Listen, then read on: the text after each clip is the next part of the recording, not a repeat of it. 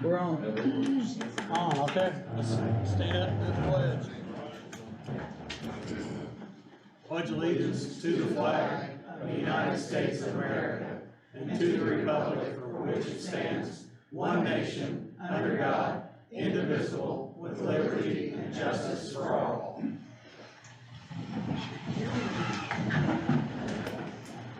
All right.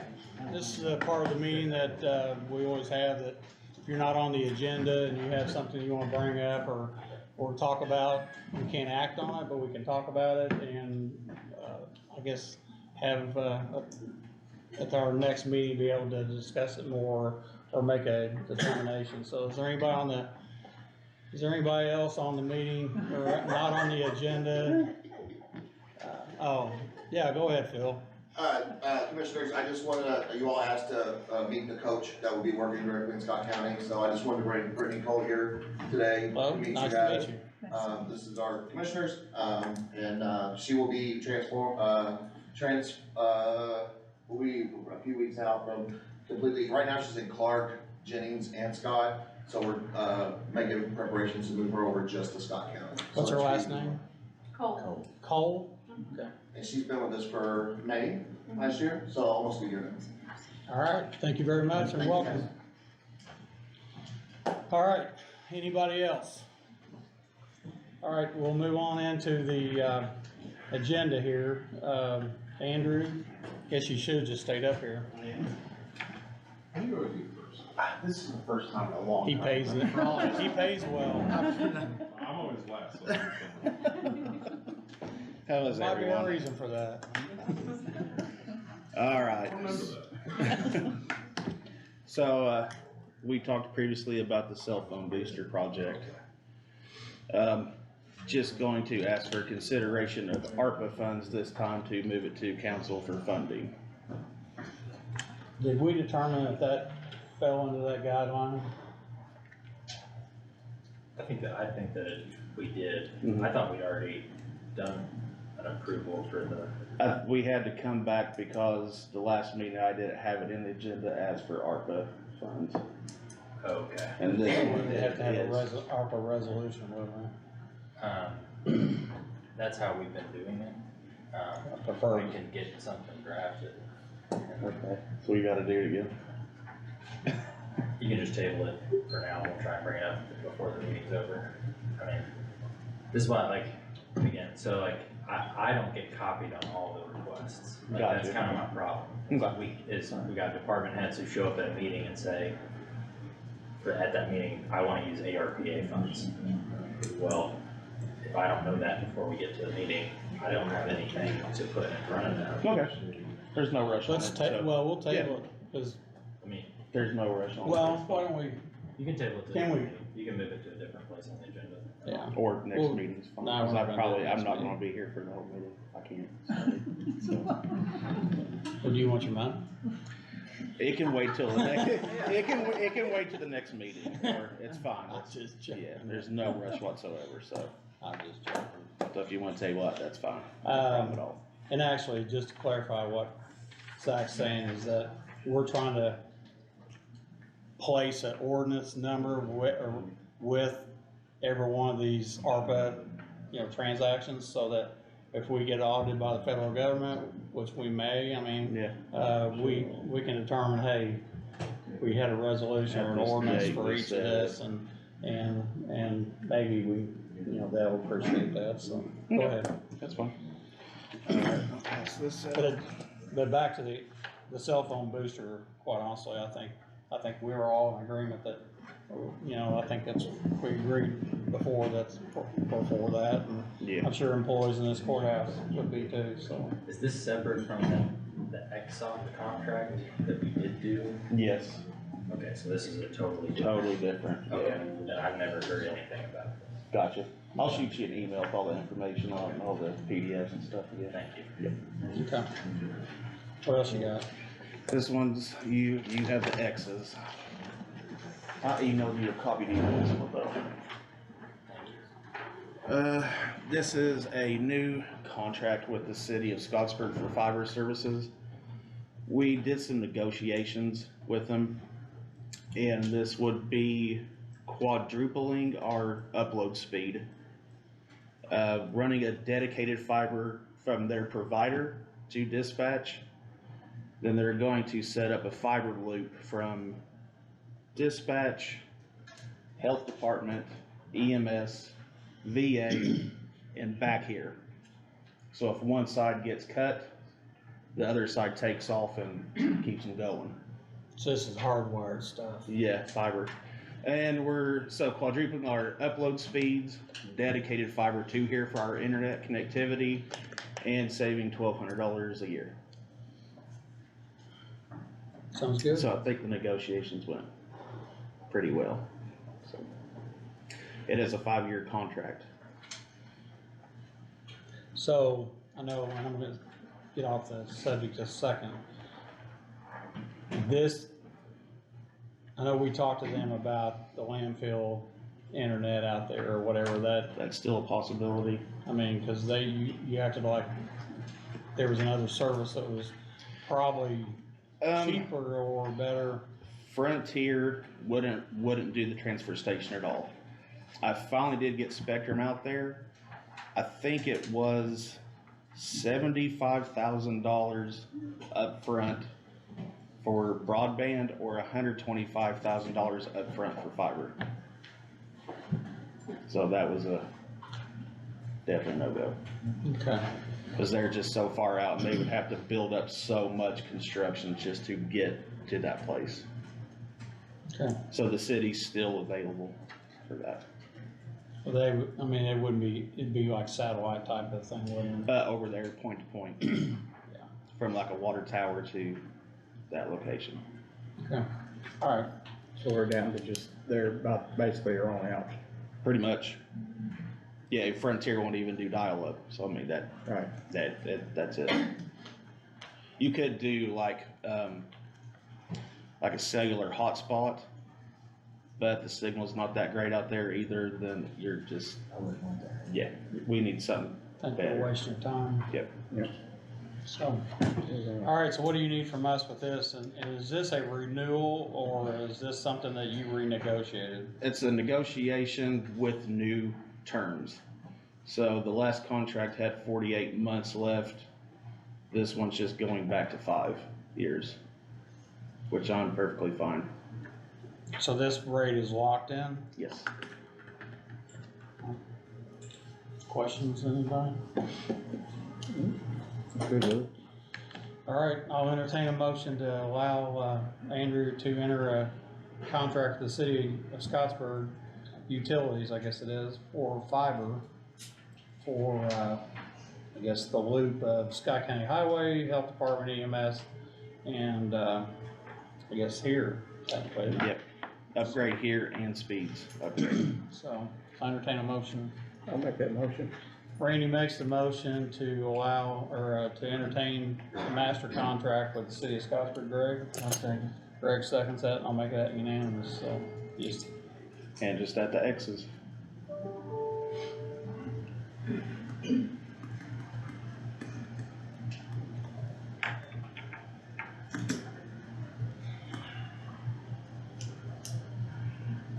What is that? Yep. Oh, Joe. Hadn't wrote that today. Awesome. There you go. Appreciate it, guys. Thank you, Andrew. We'll let you know if we vote on that at the end of the meeting. Okay. You'll do that for me, right? Appreciate it. Thank you. Appreciate it, thank you. Where's she at? Ella? Yeah. If it's okay with you, I'm gonna start at the end of my items and work my way backwards. So it's sales checks. Oh, that's fine. Okay, so whenever the treasurer brought the sale checks to you guys, pointed out that one of our employees had 2 of them on there and they were longevity checks. She requested those be reissued to her. One was from 2015, one was from 2020. And got with State Board of Accounts, or Missy did, and basically they said it's a council issue if I have to ask for an additional appropriation, which I'm not doing at this time because longevity checks come out in November and I've always been the one that says to make it work within your budget, and so if we have to do a transfer come November, we'll ask for a transfer or an additional appropriation come then. So then it's just a special claims for you guys to approve. So I don't know if you wanna talk about it now, or if you just wanna loop it into your special claims at the end. I'm just curious, I mean, I know the treasurer's not here, but I was under the impression it was like did she not receive the check, or did the check get misplaced, or? I mean, I'm assuming she received it because, like, it's not like she's the only one that got longevity checks, in those years, and nobody else had an issue cashing theirs. I think it was just a matter of maybe just busy, because 15 and 20 were busy years for the health department, and maybe just lost them, I'm not really sure. Okay. Well, I mean, I guess, I know the treasurer's not here, but I guess in the future, and that kinda shocked me that, you know, some of them that were in there, that, There's several employees on that list, yeah, and that's what I'm getting at, is that, you know, I know it's each employee's responsibility to, you know, take care of their check and cash it, but I guess there needs to be a fail-safe maybe at the treasurer's office that says, if that check hadn't been cashed in X amount of days, then maybe just a quick email to somebody to say, hey, you got an employee that Right, hasn't cashed a check, right. and I know that happen, or can happen, cause, you know, the company I used to work for, I had an employee that hadn't cashed a check in about 3 months. Yeah. And they called and said, is he still there? I mean, Right. so, anyway, I think we need to get with them, find out. But I guess the other part of this, and it is gonna be a council's, you know, situation is, you know, Well, that's it's only, zeroed out. yeah, well, it's been voided, so everything's been done, so now, since I'm not asking for an additional appropriation, it's actually not a council issue. That's how I understand the State Board of Accounts, is that they said if That's you're. what it sounds like, yeah. As long as it doesn't require an appropriation, It's just it's just up to the commissioners to approve the special claims, correct? that's great. Which I could ask for additional appropriation in November, but I just hate asking for something in February and March when I don't know what's gonna happen in November. what I you're mean, I saying could is have right. 3 people leave and not have you know, extra in my longevity That account. just shows what we zeroed it. What That's how you're- much it is. What you're saying right now is that you have the money to pay it, Yeah, in that account, yes, today. Mhm. but down the road. And possibly in November, if, you know, if I had to issue longevity checks tomorrow for everybody and Keith, I would have to move about $800 around. I'm gonna say that I don't know, I'm not a banker, and I'm gonna ask you, I mean, if you have a check that, I know that the person should be owed the money, you know, even at a bank after, I think 180 days, they cancel the check or cancel the transaction, but, where's the liability fall, does it fall on us to, if they didn't receive the monies, to make sure they do receive the monies? I think that's why we're here, right? It's like, Well, and that's where I'm getting at, I think that the county, I think under the wage and hour laws, you know, if they've worked hours, submitted the claim, we owe the money. It's not necessarily incumbent on the employee to. it's not our responsibility to ensure that the Like check they is need, they have cashed. to go cash the check. Yeah. But, I think in this scenario, it's a mix-up, but I think it still falls on the county to pay the. And in Well, that, and it we're- shows it was deposited back into my 1159. and where I'm getting at is that this is one person, and there were several people on that There's several list. employees on the list. And several of those employees could knock on the door again and say, you know, Right, they reserve their right 'Cause I to think do it that, was- or what was the contact the total, it's treasurer, like ask if their name's on that $15,000 or list. something? Cause I think it was like $15,000, I'm just I throwing think that it's, number. if you go through Oh, that you claim, got the there's, whole list? yes, the whole list Oh, is yeah. on there. Well, So I'm you'll not- see some people. yeah, I'm not gonna count all that, but I just highlighted. I'm gonna not say that. It looks here, unless this is your chicken scratches, Missy's, so I'm not sure. so I'm. I just highlighted where it It's- came, the check was voided and the money was put back into 1159, which is where I'm making the claim from, which is Cause my where I'm budget. going here, she's got a number up here like $26,000 or $28,000, so. Yeah. But anyway, if the person, Sorry, what was on the bottom? Missy just sent that to me, so I don't know what her, Oh, I'm sure. Never mind. That's what I was, never mind. I'll entertain a motion to, I guess approve the claim. to approve the claim for the $2,080.40 for two checks. One of them being dated 11/23/15, the other one being dated 11/25/20. Check numbers, for 077789 and 082943. So, and I'm sure this is not gonna be the first time, and maybe we probably need to get with the treasurer and some of these department heads and kind of try to figure out how we can make this right all at once instead of piecemealing it, Yeah, so. I'll make a motion for Patty to get a check redistributed. Randy makes a motion to, approve this, claim for $2,080.40 to Patty Hall, for two longevity checks that were not cashed, I guess I'll leave it at that. Greg? I'll second. Greg seconds that, and I'll make that unanimous, so. thank you. She'll be happy. I would be. And Merry then, Christmas. like the retirement gift. And then my next one is, I have a vacancy on my health board, which I emailed you guys in advance, a list of the 5 individuals that we are required to give you guys. You may or you may not pick from that list. I will say, at our health board meeting a few weeks ago, the health board unanimously motioned that we focus on education for these 5 names, because they feel like that's a perspective we're not getting on our board right now. So as you can see in the common theme, we have people located with our school districts, and then of course we are required to put a position on there, so Dr. Busey has agreed to be our physician option. All right, any comments or? Do you need this list again? Greg, you got it?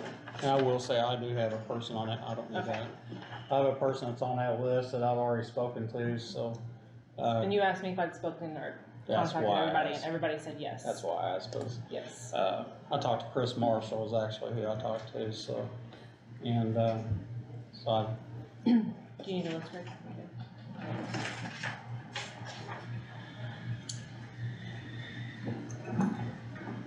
And we had also talked that, right now we're 3 and 3 as far as political parties, so it can be, either, and we are good as far as 2 positions into, professionals. We have 2 registered nurses, so we don't have that extra stipulation as well. Is that correct? that's the way I looked at it. What'd you say? I have my 2 physicians and then my 2 registered nurses, so that gives me 4 professionals that are required. So this position could be, Elaine. A layman, but, Actually, in the educator, one of them, a, I think we school only have superintendent. 2 laymen, right? For the health board. 2, but then the, 3rd can be either professional or general. I read it. I could be wrong. But now I'm with I've read it too many times, I think you're right. read it a lot these last 6 months. Yep.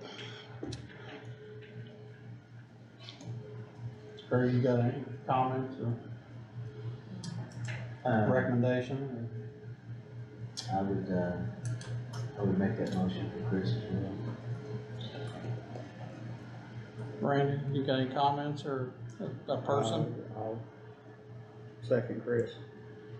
All right, I'll entertain a motion to, place, or to approve, I guess, Chris Marshall to, the Scott County Health Board, so. One of you guys wanna make a motion? I'll make a motion to put Chris Marshall on the Scott County Health. Randy makes a motion to place, Chris Marshall on the Scott County Health Board. Greg seconds that, and I'll make a unanimous question. Can you also do a motion where you can sign the form again tomorrow outside of the meeting? Not just into the The state. certification to the state. Yes, I'll entertain a motion to allow me to sign the certification outside this meeting. I'll make that motion. Randy makes a motion to allow me to sign outside the meeting, Greg. I'll second. Greg seconds that, and I'll make that unanimous, so. I'll get with you tomorrow, Friday. I'll, I'll remind you this. I'll be out of town 10 to about 2 o'clock, and then Okay. between 2 and 3 I'll be available. Sounds good. This last order of business, my health officer, I think some of my health board members, wanted to come up and kinda talk to you guys a little bit about that, so.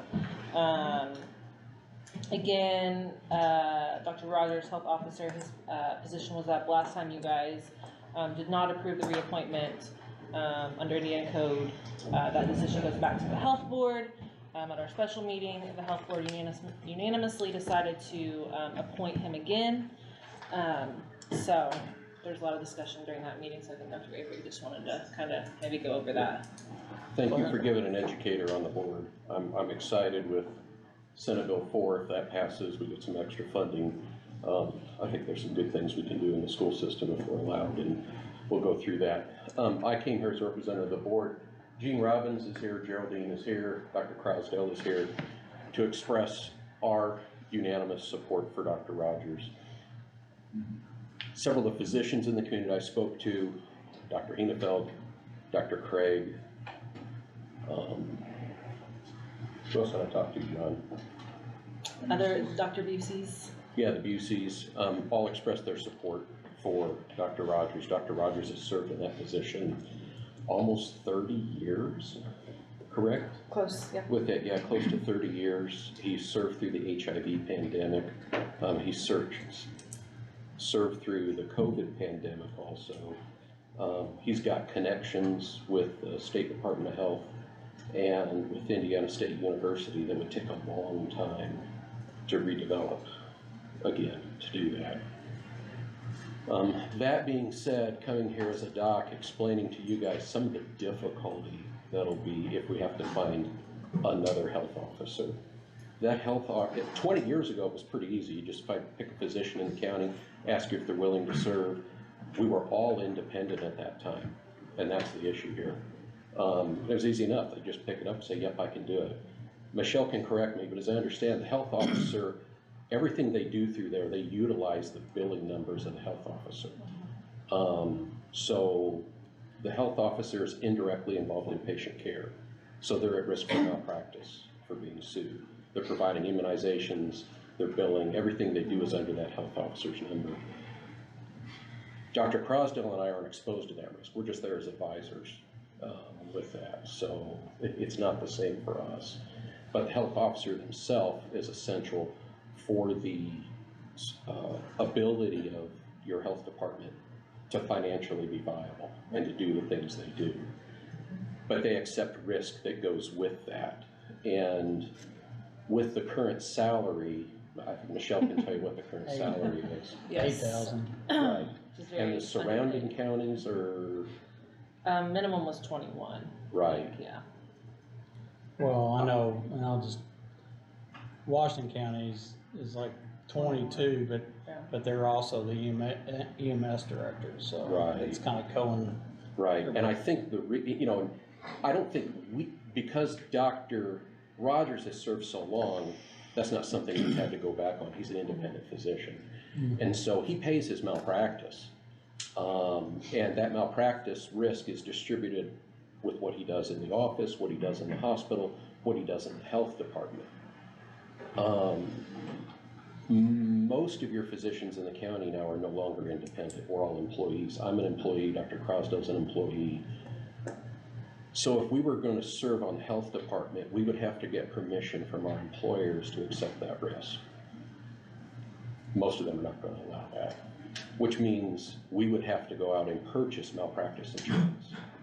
The last year I was independent was in 2020. I paid $21,000 that year for malpractice coverage. Now that doesn't mean that's going to be for every physician. That's all risk-based based on what it is, but it is average with that. So I think if we were going to recommend you a health officer who was employed, I think the only independent physicians I can think of now in the county are Dr. Henefeld, Dr. Rogers, Dr. Gill, possibly, and Dr. Siva Mohan. Every other physician is an employee, and so we would have to purchase our own, or you would have to provide funding for that. In other words, to serve as health officer, we'd eat that cost out of that $8,000 for that. And I'm guessing it would be dependent on the physician, but you're looking at least a $25,000 just to cover malpractice. That makes sense. So, I got a question. How does Dr. Yazel do that in Clark County? I think his salary is $60,000. I guess my question is, he would have received some type of approval from his employer though, right? Or he purchases his own malpractice for that. And do we know what the answer is? I don't know. Okay. But you're right, but, They're an independent group. right. So he would probably purchase his own malpractice. And it would depend too, that independent group, I mean, this is a business decision too. That independent group may look at that as a favorable business decision covering malpractice for him as Clark County Health Officer. He's now EMS Director for the state of Indiana. Understand? So that may be some, I don't know, but that would be something you'd have to ask him. But you're right, if we were going to recommend another physician, this is the difficulty involved in that is having approval to do that or being able to purchase malpractice.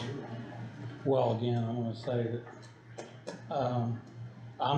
say that, I never knew that's how that played out. I knew it didn't pay very much, but I didn't know that the malpractice thing, cause I just figured if he's technically, he's a third party to us, isn't that correct? Or, No, 'cause he's not a county employee, so, But he gets a salary He from can't it. opt in, he's. It's like a part-time, I think is how salary. we Yeah, determine. he's on our payroll. but where I was getting at was that our insurance coverage probably would not blanket his, It certainly would not cover Malpractice. malpractice And that's where associated with professional, like, so I, cover my own malpractice. Mhm. You know,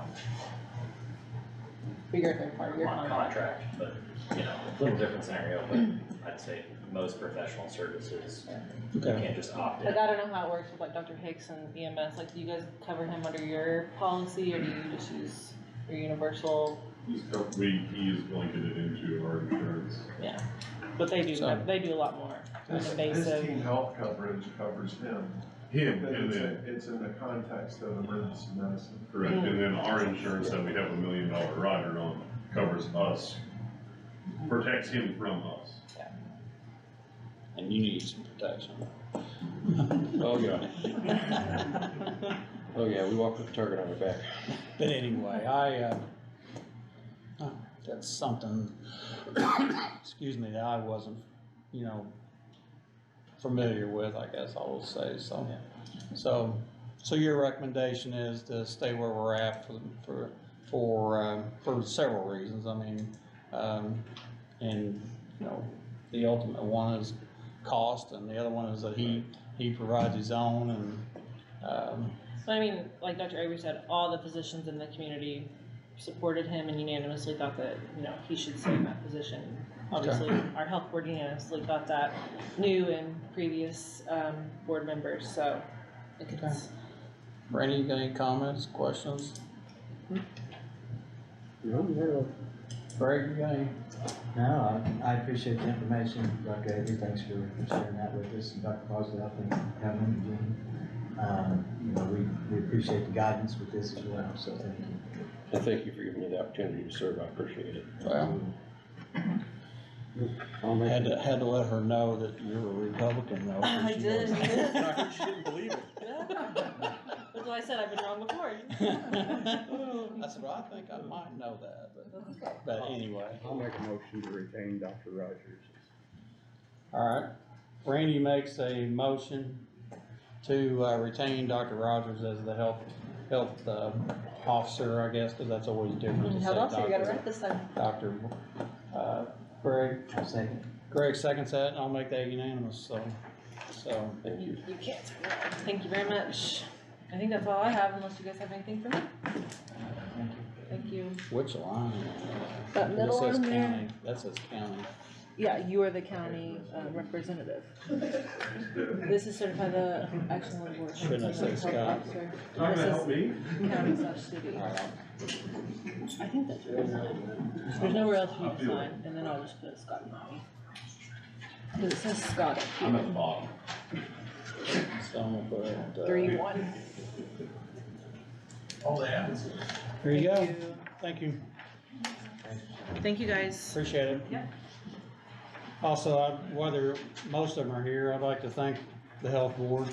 I know, we never really see you guys, and, I just wanna appreciate, you guys serving, you know, through the COVID pandemic and some other, I guess, trying times. I think you guys have, had some good decisions, so I wanna thank you all for, serving, continuing to serve, so. Thank you, guys. Amanda?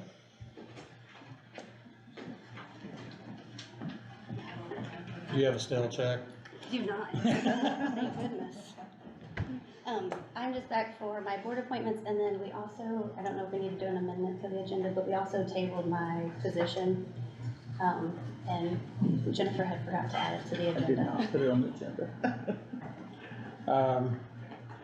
Okay, I think that's the appointment you said that you had funding for, half of it, the grant was gonna pay for the other half? Yep, and I also have, Phil came, because he is part of the IREX team, just to kind of share a little bit like how we would, be using that person for their program and our program. Okay. So you guys wanna amend the agenda to add that position? Yeah. Make a motion to amend the agenda to add a person on to community corrections. Randy has made a motion to amend the agenda to put a appointment of a position at corrections, which will be paid, you know, she has the funding for half of it, the other half is through a grant, so. Greg seconds that, and I'll make that unanimous to change the agenda, so. Thank you. So with that, I guess we'll just talk about that decision first. So again, tell me what you're saying it's a liaison or somebody that a So counselor? basically, we have a pretrial person who takes care of all of our pretrial clients. So what we're trying to do is, before they actually are removed from the jail, to be working with that client, so whenever they come to home detention, there's placement. So we're already working with them while they're in the jail during the IREX program, and then we would, they possibly would be with us, or they possibly could be with probation, but we would still be working with that client, as long as they were in home detention. And right now, I have about 15 people average per day that's on home detention as a pretrial client, which is a pretty good caseload for any case manager. So I'm just asking for that position because we're already supervising it. We're doing these IRASs every morning for the judge that we're required to do.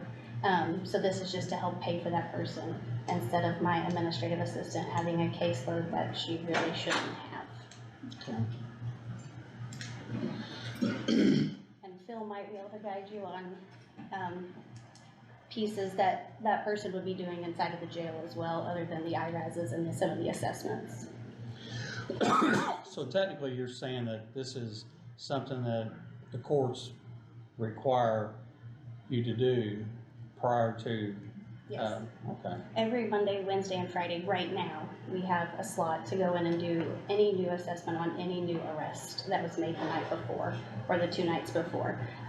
With this position, we will actually be able to get into the jail with the IREX team and do those daily. So they may be in there at 8 o'clock in the morning so that they are done before the court starts at 9 a.m. So all of these assessments are done. But right now, I don't have the funding to allow people to do that. I don't have that position to allow somebody to do that, to have all of those done. So they're not usually getting to the judge until like 10 or 12 by the time, because I think last Monday she had 15 prior to the holiday, but she had 15 on one day that she had to complete.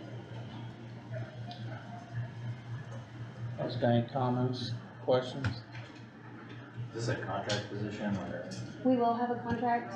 Phil and I have talked about that. I had talked to you about a contract. It would just be actually for the money position part of it that I would need to take to the council. I'm just trying to determine whether or not you're asking for a new, like, employee for Scott County. Have you It seen, would be a full-time position. do we have like a scope of work or, It's a case I mean, manager. Job description. Job description. job I description? do, they were Did given, that get approved by? no, not yet, that's what, Okay, that's that's what what we're you're here, yeah. Appreciate it. So that answers a or asks, brings a question back to me, is that if this is a grant, partially funded by a grant, what happens if the grant goes away? And, We are working on Recovery Works to help pay for that, correct, Phil? Yeah, do y'all want me to come up there or just kind of answer from up here? You know you you can come up here.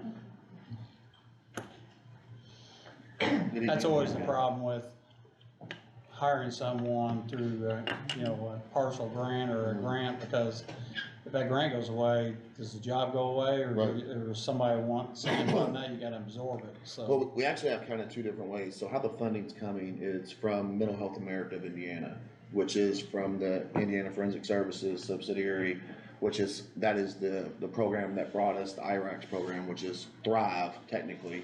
And of course, being inside the jail, we call it the Integrated Reentry and Correctional Services. So what that looks like right now is, we have, approached the state and asked for partial funding to match whatever, community corrections is missing to make that full year funding possible. Two different ways we're looking at funding right now. I know one way is that with one of the grants that she is a reoccurring grant for her. If they have that position plus the other positions filled, that it could be a reoccurring position that's filled. And also there's another way of funding that through Recovery Works, which is a federal funded bucket of money to pay for the positions once they get started. It's not money that comes up front, it's a reimbursement. So, and with my grant, I have to show that I can sustain that position before, because I asked for it last year and they denied it, because I didn't have it in place yet, so I wasn't paying for it. So a lot of times they will tell me, if you can make it start, you're paying that, you're showing that you can do it, then we would add it to your grant funds. Okay, well, that's always the big ticketed item of bringing someone on, and then, the grant goes away, and then, the county looks and says, well, you gotta absorb the thing, so. And just background check on the job description. This job description was something that, some other agencies gave us kind of a good bulletin on where to start. This went to Judge Mount, this went to IFS, this went to Amanda, and this also went to Scott Poole. So everybody collaborated on the job description on what they would want this to look like for them, to work collectively, because this pretrial person will actually work with all judicial. It won't just be community corrections. Of course, they're gonna be housed there for right now and doing the majority of the work there, but they're gonna have to work in a daily conjunction and partnership with probation and the judicial piece. So it's someone that collaborates, it's kind of like someone that collaborates for the team, for everyone, for prosecutors, probation, community corrections, and judicial. And this position was approved by my advisory board in November to come to you guys for a new position.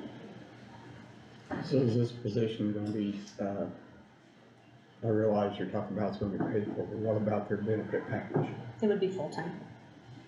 They would get, Will it also, the grant and stuff pay for the benefit package?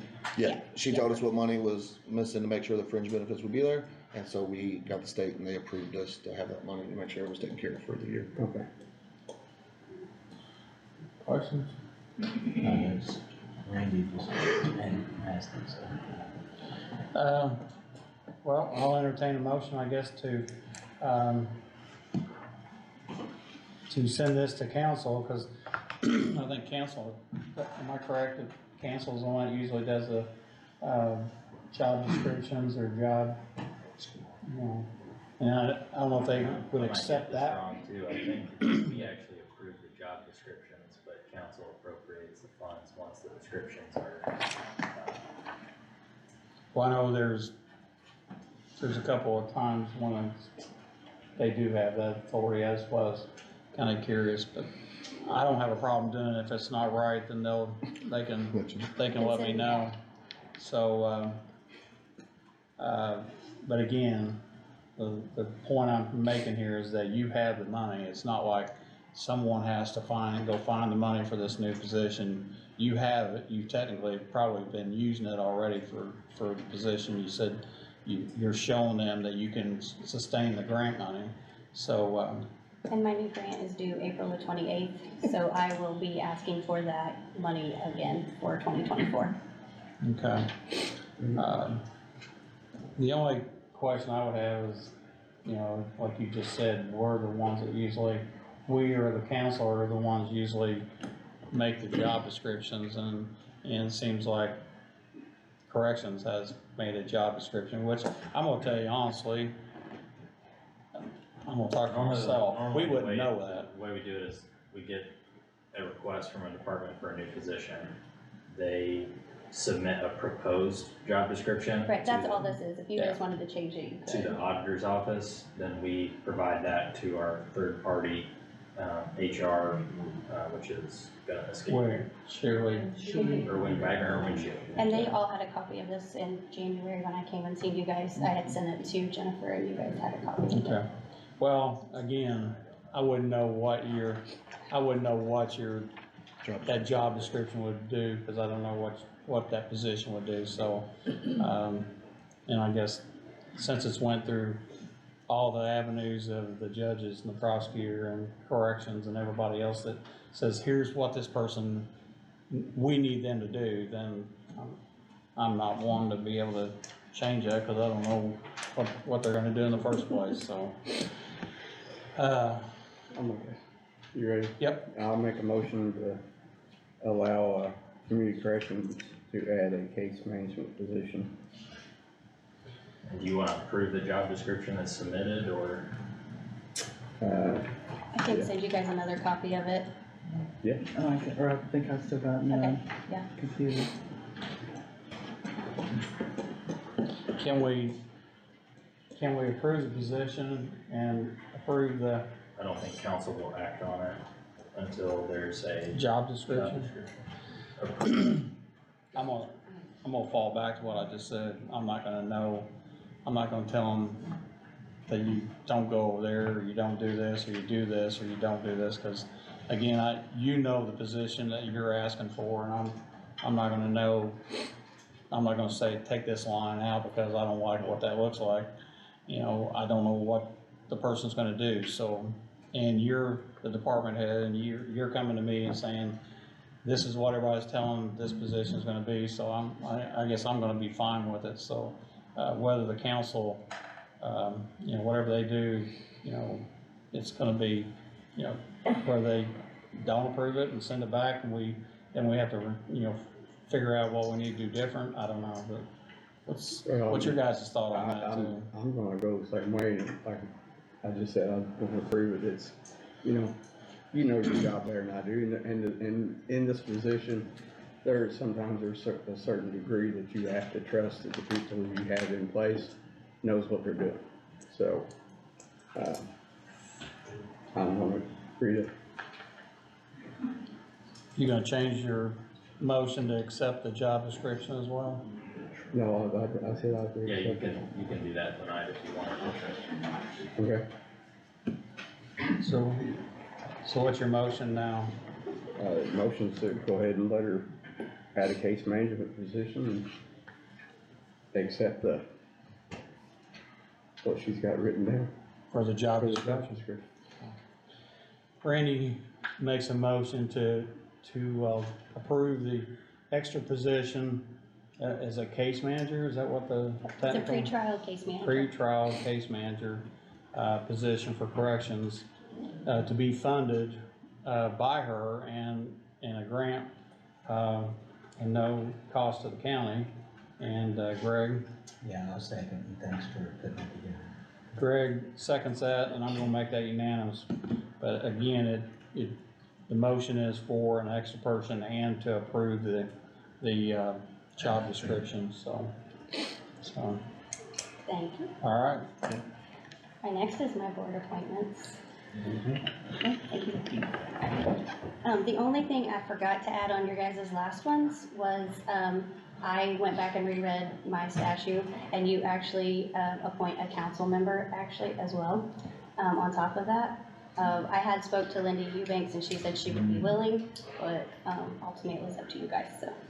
Okay. Do you have that list of people have you talked to these people? I still have not talked to Mr. Brewster yet. but everybody else has been spoke to.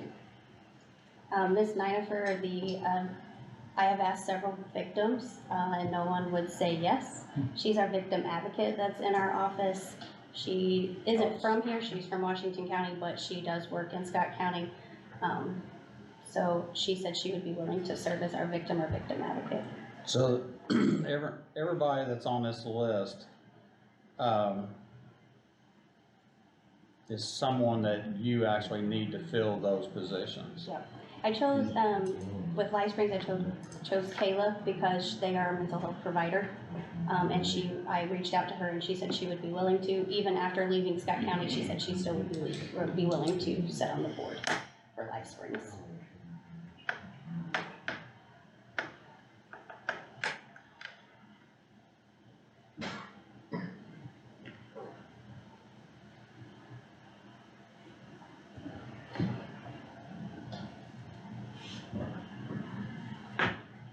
So,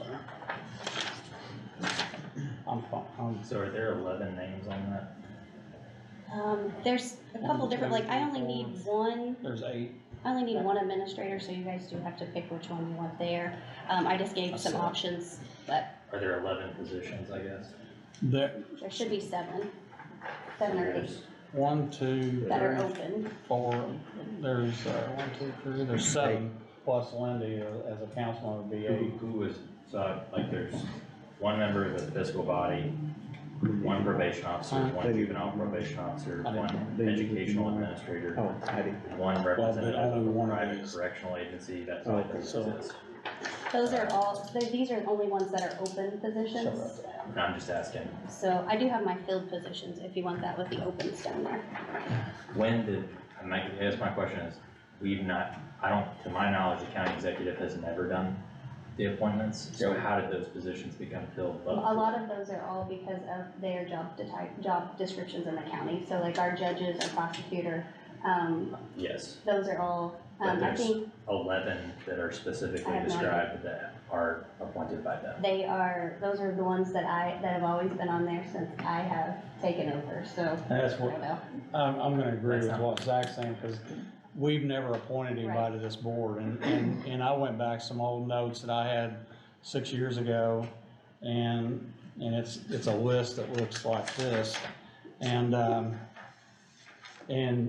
every time it says tabled, and I mean, we've never, in the 6 years I've been here, we've never tabled, we've never appointed Yeah, anybody. since, Director Gibson left, when he retired, these positions have been available, and so I don't know where the Oh, I other get ones that. I'm not- came from, so. I'm not blaming anybody, I'm just saying that So who is the juvenile probation officer or probation officer that's been appointed to that board? That's Jennifer Lowry, she's the only juvenile probation officer we have in the county. So, I guess my question, this just, it's not, No, you're fine. it's just a records keeping issue, like when did her appointment begin?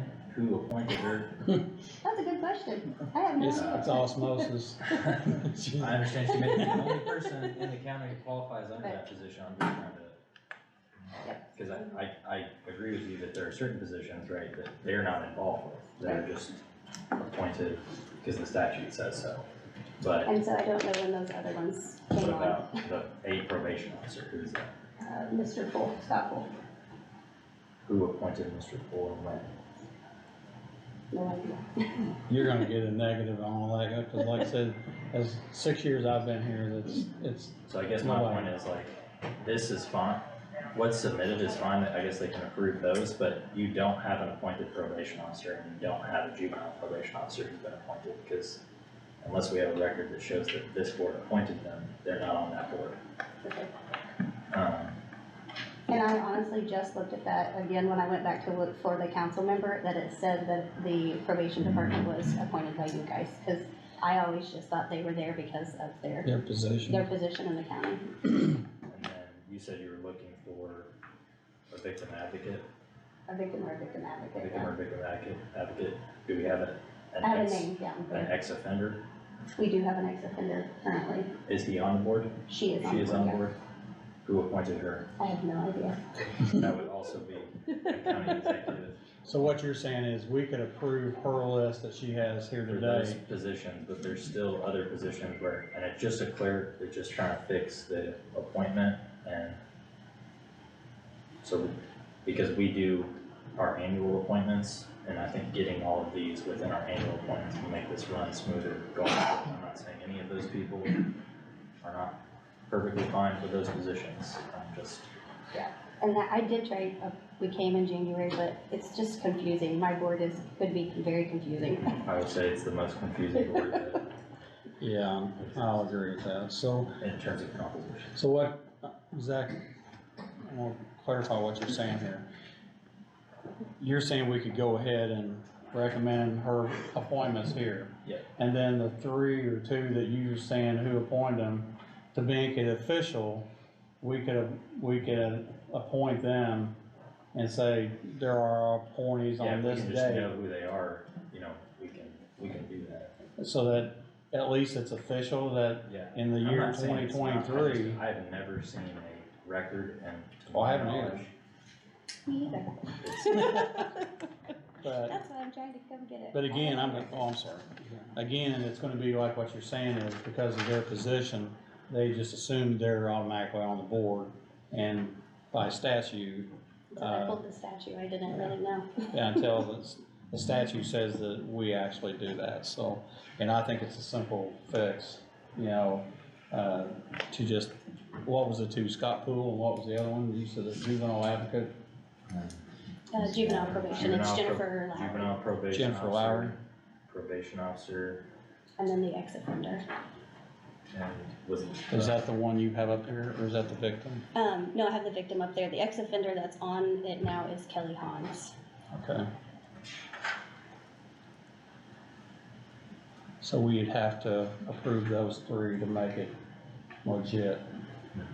And then if you guys can choose which one you want for your education person. The only one, There's 2 of them there, so it just needs to be one, so.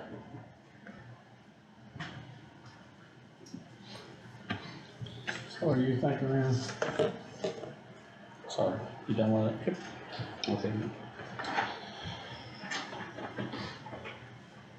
And again, this has been confusing for a long time as far as what this board does and when they meet or how they meet and all this other stuff. And, when we did have some conversation with the board about, a personal matter, I didn't realize there was that many people on the board and didn't realize that we had all the appointments that we actually didn't have, so. We I do would say meet once a they were our appointments, we just didn't appoint anybody, so. And these are 4-year appointments, the,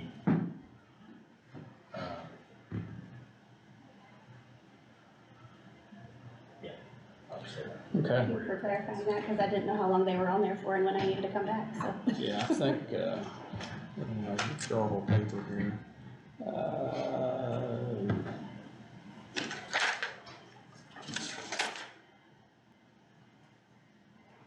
Actually, mine says they're a year.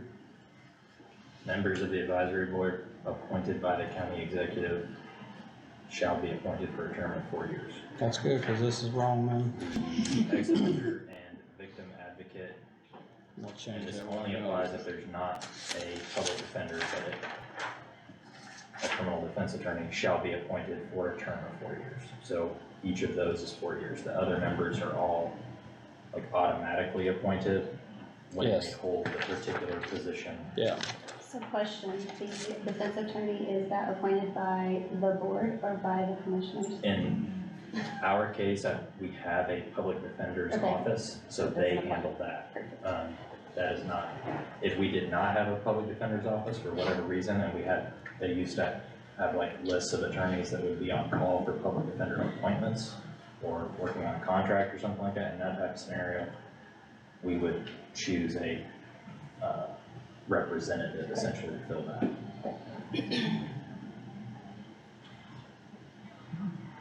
okay, so what's your pleasure? The point Casey Brewster for the education. Alright, so I will go down. I guess what I'm gonna do is I'm gonna do this list first and then I'll go back to these three that we need to correct or fix, so it's a little bit more organized here. We have a recommendation of board appointments and I'm gonna read them through here. The victim advocate is Bonnie, Nidaford. what is it? Nidaford. Nidaford. Mental Health Association, Kayla Harden.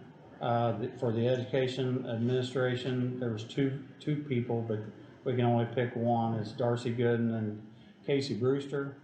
And the lay person, there's 4 open spots, and you have talked, and they have acknowledged that they were served, is Jeff Fortner, Michelle Shelton, Trevor McIntosh, Donnie Ritchie, and then we have an appointment as a county councilman, and you've spoken to Linda Eubanks, and she's agreed to serve. So the only one, I guess, position here that we need to, I guess, pick a person, it would be in the educational administration. So Randy, I guess, are you making a motion or what do you? Yeah, I'll make a motion to go with Casey Brewster. So are you accepting, is your motion to accept all the rest of them? All right, Randy's making a motion to accept your recommendations, including Casey Brewster as the educational administrator and including Linda Eubanks as the county council. Greg, what's your thoughts? He made a motion, so Randy's made a motion to accept the community corrections board appointment recommendations to include Bonnie Nidaford, Kayla Harden, Casey Brewster, Jeff Fortner, Michelle Sheldon, Trevor McIntosh, Donnie Ritchie, and the county council appointment of Linda Eubanks. Randy's made a motion, Greg seconded it, and I'll make that unanimous. So now I wanna clear up these 3 that no one knows when they ever came on the board. So I'm going to ask for a motion to accept Scott Poole as the probation officer, Jennifer Lowry as the juvenile probation officer, and Kelly Hans as the ex-offender. So I'll entertain a motion. I'll make that motion to accept them. Randy makes the motion to accept the 3 appointments that we're talking about, and I guess we're gonna say we're gonna start in the year 2023. Is that correct? Yeah, Council? I would, they're 4-year terms, I mean, I know we like to do them as they come up. I would, honestly, I would make them retroactive to January 1st this year. Yes, okay, yeah, I'd say, yeah, that's a good point, to start them at the calendar year, so. Greg? I'll second. Greg seconds that, and I'm gonna make that unanimous, so. They've been on the board, so. Yeah, so, I appreciate it, yeah, thanks guys. there you go, sorry for all that. That's okay. That board has different quorum requirements and different requirements for transacting business than any other board should I will put everybody's So emails on there and send it to you. it is difficult to kind of keep track of. Thank you. Yeah. All right, Mr. Gardner, I think they've approved it as submitted. how you doing, sir? This seems rather trivial in the grand scheme of things. When I inquired of one of the commissioners how we might affect this, this was the avenue to which I was directed. In 2001, the county recorder quit keeping on hand hard copies of the documents that were recorded except the plats of survey. In 2004, the county commissioners passed an ordinance that says we will require Mylar to be the media on which plats of survey are recorded. Mylar is a media with high content of cloth. It doesn't rip, it doesn't ravel, you can't erase it, it doesn't fade. It's, as far as archival material, it's the absolute best there is. Unfortunately, it doesn't last any longer than something that you scan. This is a plat on Mylar. This is the same plat on paper. This is a piece of 20-pound bond stock that everyone uses. This is a piece of Mylar. This costs 2 cents, this costs $2. Costs obviously by the producer are passed on to the end user, our citizens, and so that may be one consideration. The other consideration is these don't fold, they have to be hung. We have accommodations to hang them now. At some point, those accommodations are gonna be full and we're gonna have to come up with something else. So I would think that maybe the best thing to do is no longer to require these to be on Mylar, but to go ahead and scan them like we scan everything else. When the late Anna Lee Turley was our recorder, she bought a machine, a wide format machine that would scan, copy, and print these things in anticipation of doing what I'm talking about right now. Before Anna Lee got to put that into effect, we lost her, so that's neither here nor there, I guess. Now, I thought this was a housekeeping issue. I thought everybody would embrace this with open arms. I thought it'd be cheaper, faster, easier, and everybody would think it was wonderful. I hear through the grapevine that there's a little consternation in somewhere, so you're going to hear another side of this at some point, so I guess I wouldn't ask you to make a decision tonight just to hear my 2 cents worth. We're the only county in the surrounding counties that still require Mylar. Most of the counties require only one piece of paper. Clark County requires that you bring a piece of paper in, they scan it, and they send it home with you. Most people don't require, will not accept anything less than 18 by 24. Some counties, Clark again, won't accept anything bigger than 18 by 24. So I think it would be common sense and in fitting with the rest of the world that we maybe amend this ordinance to not require Mylar, but all I can do is make a request. So you're saying that we record it on a computer, on, a hard drive or whatever, and if somebody wants it, you can come in and print it off on your paper that you have. And we're not gonna be storing And they Mylar. scan these anyway. I think we are under an obligation to keep the originals, even if we adopt a standard for an electronic filing system.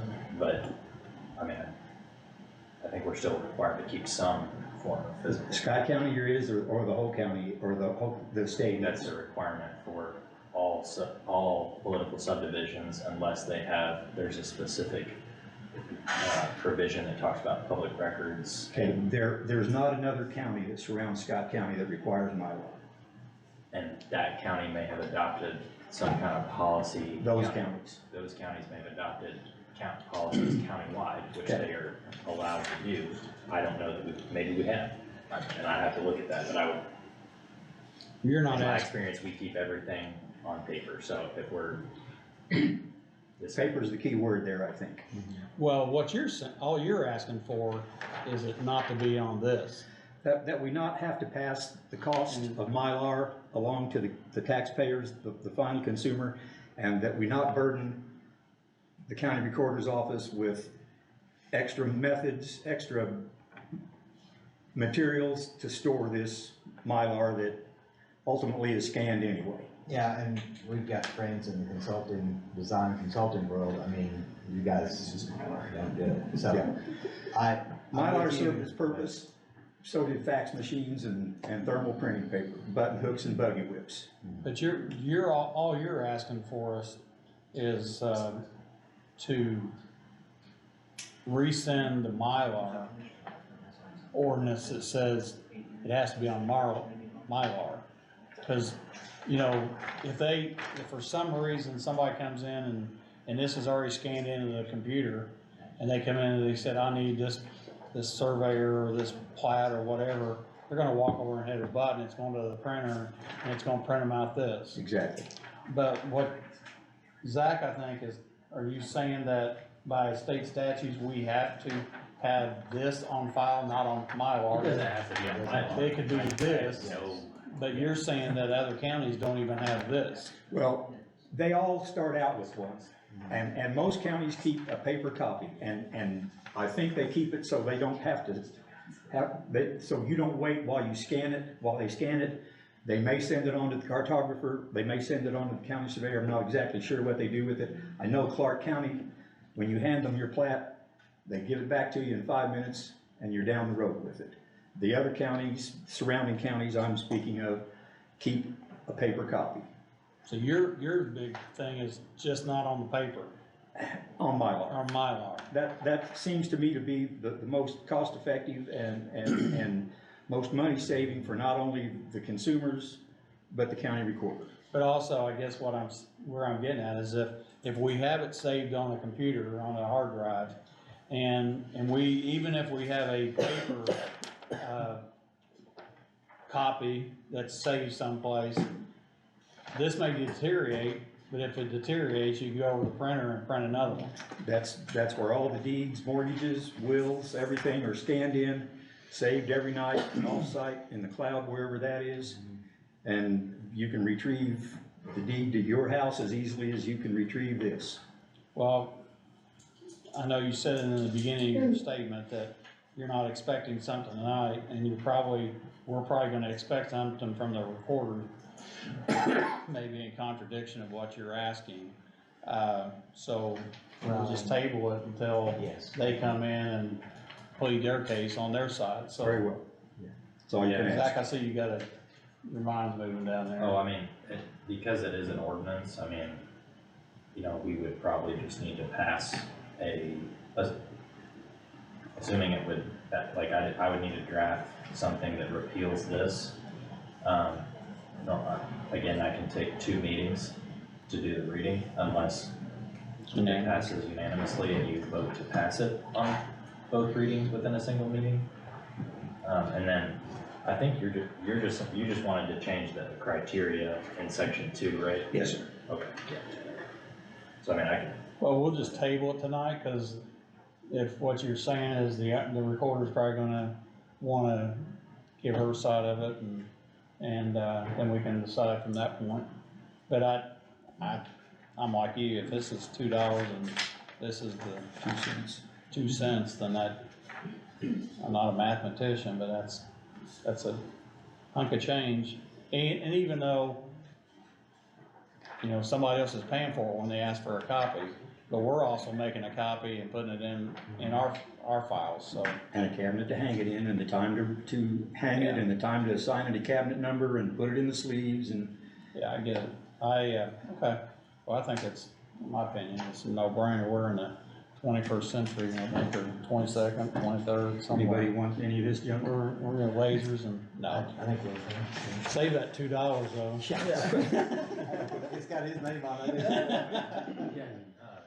Could you just send me, I just wanted to get a copy of it, so certainly when I do a change.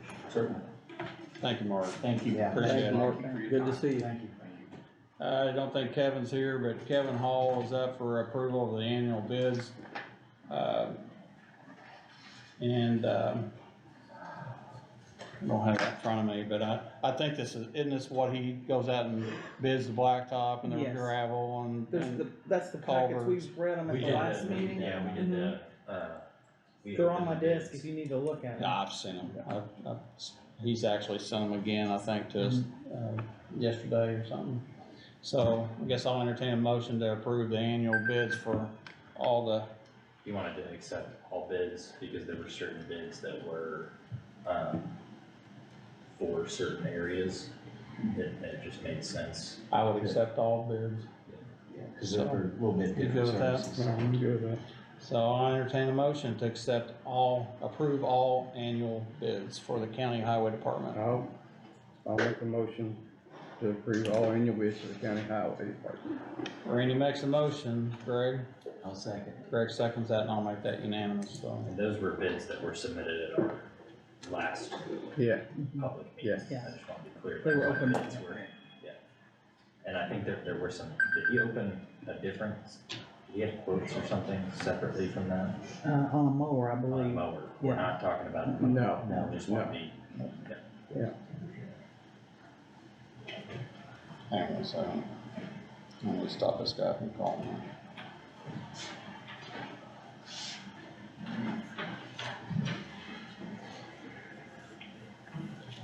Nick?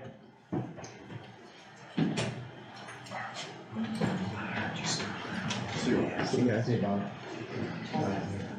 See Bob.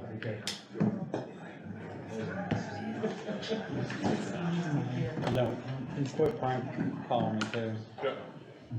I didn't do a full package of stuff, don't worry.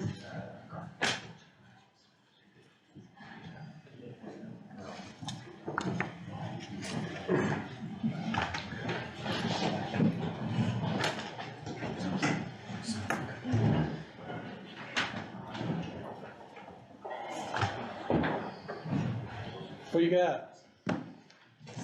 Sounds like my ears just popped. Hey, you know, you can send this via email. A lot of the information I don't have till the day of, though. Okay. Like our financials and runs and all that stuff aren't posted till. I got my own farm. We'll be all right. First off, financials that we always do. Finished February at just shy of 134,000. We only had 3 deposits in that month, just 'cause it's a short month, so it's not too bad.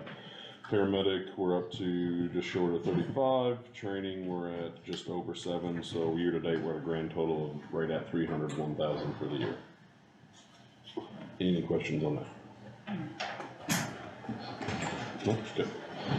Run volume February, we ended at 337, and then total year to date runs so far already 705 in 2 months. Any questions about financials or runs? Our ALS runs are still averaging about 60% of our runs, so it's pretty good. First thing that is behind all the normal stuff that you'll see on the paper here is I was coming in here to request, since it has a title, request that I purchase, that you will allow me to purchase a trailer. You have the money? Yep. This is what you talked about last time. Yes, sir. Did you hear? He wasn't here, and I didn't have any information for you then, just because I didn't know. It had a title, but it was not a vehicle, so what the process was. I now know the process, and here we are.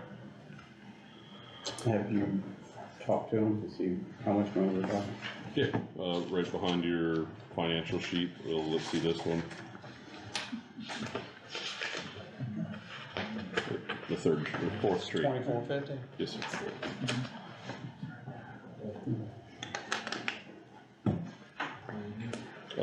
I checked with like Forslands and Tractor Supply and anybody else that kind of has that, but honestly, all of theirs were more, or, I did find one that was cheaper, but the axle weight would not really support where I needed it to be, so. I'd rather you buy local anyway. Your quality's gonna be much better. Much better quality. Yeah, much better quality, And but you're also supporting somebody else, so.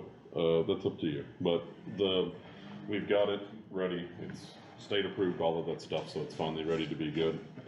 We have that, obviously, football season and sports season and all that stuff starting back up, we'd like to utilize it there. Obviously, if we have mutual aid calls, we're not gonna drive it 6 miles down 56, because by the time we got there, it'd be out of gas and everything would be over. So just having the ability, you know, my vehicle has a hitch, her vehicle has a hitch. We have the ability through either of ours to, you know, hook up. We don't have to buy anything special for it except just the trailer and the hitch to get it there.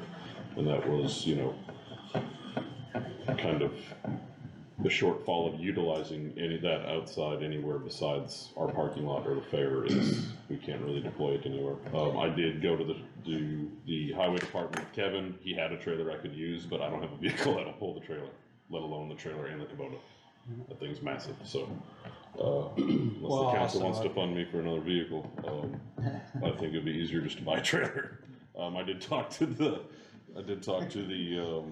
sheriff's department about seeing if he could find something on Liso, and there's just nothing out there right now. Well, the Kubota came from a different avenue. Yes.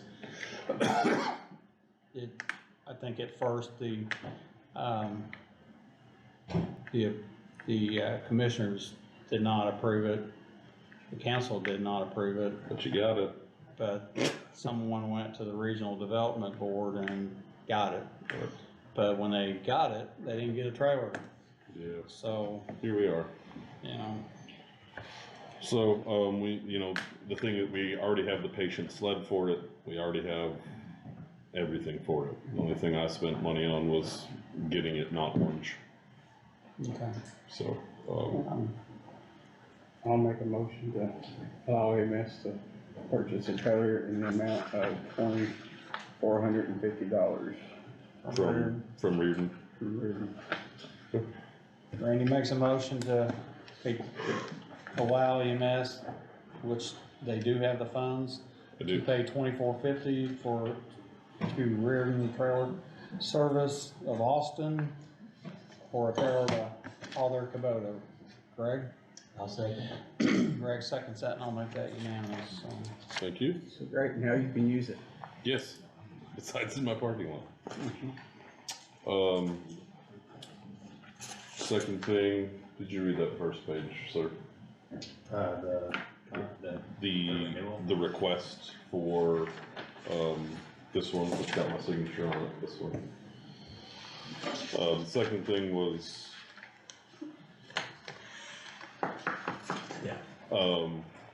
a resolution for the ambulance purchase for the loan documents to be signed outside of a meeting, because whenever they'll be ready, they'll have to be signed, and it could be tomorrow, it could be 3 weeks from now, I don't know. But this came from Russ at West Banco, that he requested that there be a resolution to allow, Mike to sign this outside of a meeting. And just, Does he want a written resolution? he just wants approval for it, or if you can put it in writing. He was supposed, Sent a letter. he probably sent this, what I have. Yes, I think that was Yeah. it. He sent me the same thing. Okay. Well, I have to put your name on it. Yeah, like I'm submitting it on his behalf. So, The Board of Commissioners of Scott County hereby resolved. It's just giving me the authority, I mean, we don't have No, to have a I'm just asking resolution. what he was asking for, Yeah. because this looks like he's saying what he wants you to say. he wanted me to type this up, so I copy and pasted it, Okay. so that's all I did on my letterhead. Okay. He just wants the ability to reach out to you and say, hey, this is ready to sign in it, type of thing. And before you say yes to that, I just want you to know, I know the initial loan approval was up to 318, I went up to 380, no, I'm just kidding. 298,000. 298,985 is where we ended up. Is that what the cost of the ambulance is? Everything. It's power load, that's ambulance, that is everything. So- That is graphics as well, That's ready to roll. that's when it gets here, because with the 318, I still have to pay for graphics. And we found out that initial approval we had, they were supposed to put an inverter in, it didn't come with one. The way it was wired, they couldn't put an inverter. This came, one of those, remember I was talking about, this one fell off the table somewhere else and I snagged it up. So this comes, now they get to pick the vendor for the graphics, they're gonna match our stuff, but like this is, when it gets to here, it's blessed and on the road. So basically, you save $18,000. We're saving probably about 25,000, cause I was still gonna have to take money out of my budget to pay for the graphics and stuff. Oh, okay. Cause that was not included in that original one. So we ended up at 298, 985, 79 for So everything. So the one you're talking about has the inverter, Yeah, this has the but inverter. the other one did not. It had it in that price, but when they found out that then they went to put it in, it couldn't be wired in without adding more money, and I wasn't gonna do that. Alright. So this one became available, so we're saving about 25,000 from my original That request. even makes it more And entertaining. it's Yes. red, right? It's bright red. Yep. It is white. Better not be red. So if, I'm a red person, I just don't want a red. if you. I drive a red vehicle, but. So if you vote on that, and then I would need your signature on this just to have for them. But All yes, right. this is the, graphics chains, power load, everything is on here that we need, there's nothing extra. That's even better. That, nothing extra coming out of our pocket. Thank you for your responsibility. Yep. All right, I'll entertain a motion to allow me to sign bank papers from West Banco upon completion of the loan outside of this meeting, so. I'll make a motion to allow you to sign outside of the meeting papers for the. Randy makes a motion to allow me to sign outside this meeting for the loan from West Banco for our 2022 ambulance. Craig seconds that, and I'll make that unanimous, so. And if you would just sign this so I can send it to you. And you all have a copy of the purchase agreement in your packet, just so you have it for your record to look over. But I just wanted you to know that we were able to save some money and we didn't max out your approval. That's even better. And I just wrote that wrong, so. And we're looking at a May to June delivery on that. May to June. Yes, sir. Could've used it today. Could've. That brings me to the next point, my next bullet. I know when you guys do your consideration of payroll and all that stuff, my department is going to be higher than normal for the next 2 payrolls. We've just been, our influx runs in the last 3 weeks has been high. We've been running 4 and 5 trucks. We ran 4 trucks in the last 22 days, 14 times, and we ran 5 trucks 8 times in the last 22 days. So I'm just letting you know, my payroll is going to be higher when you look at them, and it's about 7 to 10 grand higher. That I'm just giving you the reasoning why now that we've been. Well, I mean, I was on a run today and 3 of the ambulances were out of town, so. Yep. So I just wanted that to make you guys aware of that. So your run volume will be higher and incoming. You what? Your incoming cash flow will also probably. Hopefully, that is the idea. We'll see how it follows, but yes, hopefully. Last thing, this is Leah Hopper. Hi. Nice to meet you. This brings me to my next point. I know when I first did my interview, before I came back, all that stuff, and then last year I brought up the idea of community paramedicine, on how I think it can benefit rural areas, our area, and all of that.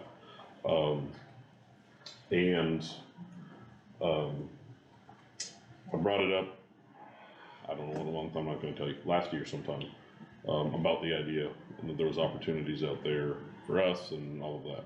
Well, Leah has acquired, if I misspeak, just hit me and I'll stop. Okay. Has acquired a grant for $500,000 for the course of 2 years, correct? Correct. And it is for kind of several parts of this, but part of that grant is for community paramedicine. And her and I have met several times, we've talked a lot, we've kind of went through game plans, and it would be in her best interest to use a paramedic group that's already established, and it would be in our best interest, because this is something I would eventually like to do here, to get our kinks worked out in the system and get used to it and deploy stuff, and it not be any cost to us to do. And it would be her ability to utilize the grant and not have to spend a bunch of money on equipment and stuff that after the grant runs out, what are they gonna do with it? So the idea, you've got 3 pieces of paper in this last little packet here. One is MOU, one of them is a BAA, and then one of them is a flow chart of how the idea would work. Explain to people what it is. So, A lot of people will. you want to, or you want me to? You can go ahead, I'll just stop you when you mess up. Okay, perfect, get ready. So thank you. There's, community paramedicine is multifocal, meaning it's not just one attack plan or one idea or one thought that we utilize. Community paramedicine, with it being multifocal, it benefits the community and the citizens of the community several different ways. One could be just from the simple fact that we have the ability to triage runs that we think might not require a hospital visit or an ambulance, and we provide care on scene We can, with this, we would have the ability to write prescriptions on scene to these patients and say, hey, you don't need an ER visit for this. Through what we've done, our testing, whatever you want to call it, we think that you've got this, here's a prescription for XYZ, go get it filled or whatever. It helps relieve some of the inundation of these ERs that our ERs are seeing with stuff that does not require an ER. One of the things that this, not just this community, this region of this area is notorious for is using an ER as a family care physician. Like it's not just here, it's Clark, it's Floyd, it's here, it's U of L, it's Norton, it's Schneck. It's just people don't have family care providers anymore. It's just more convenient to go to the ER and just be done.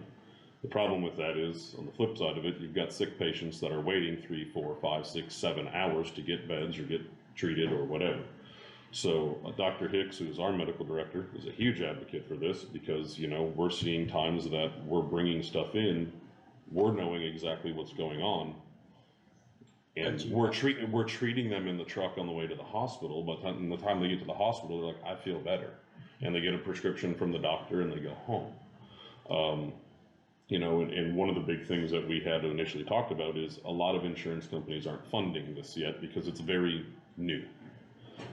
We've talked to our billing department and they think in the next 1 to 2 years, a lot more of these insurance companies are going to be billing for this because it's advantageous for them as well, because it's pay this EMS service or this community paramedicine $1,000 or $1,500 on insurance or have a $10,000 ER bill. It's advantageous for these. Wouldn't it be that for the hospital as well? Yeah, so I think too, it's gonna also cut down on hospital admissions because we're also gonna be following up from the discharges in the hospital. So the community paramedicine is gonna be following up from those people who are recently discharged, and so we can make sure that they're not calling EMS because they haven't gone and gotten their prescriptions filled or followed up with primary care, because our paramedicine person is gonna be out there following up on those discharges. So it's not only gonna be alleviating EMS, but it's also gonna be alleviating the hospital as well. Because the hospitals lose money on readmits in a certain amount of time. They can either get fined or they don't get paid for the first time or the second time. Like if you go to the hospital, they discharge you with pneumonia, and within 72 hours you come back with pneumonia, the hospital doesn't get to bill you twice. Unless you go to a different one. Well, but even some insurance companies are going to see that and deny the claim.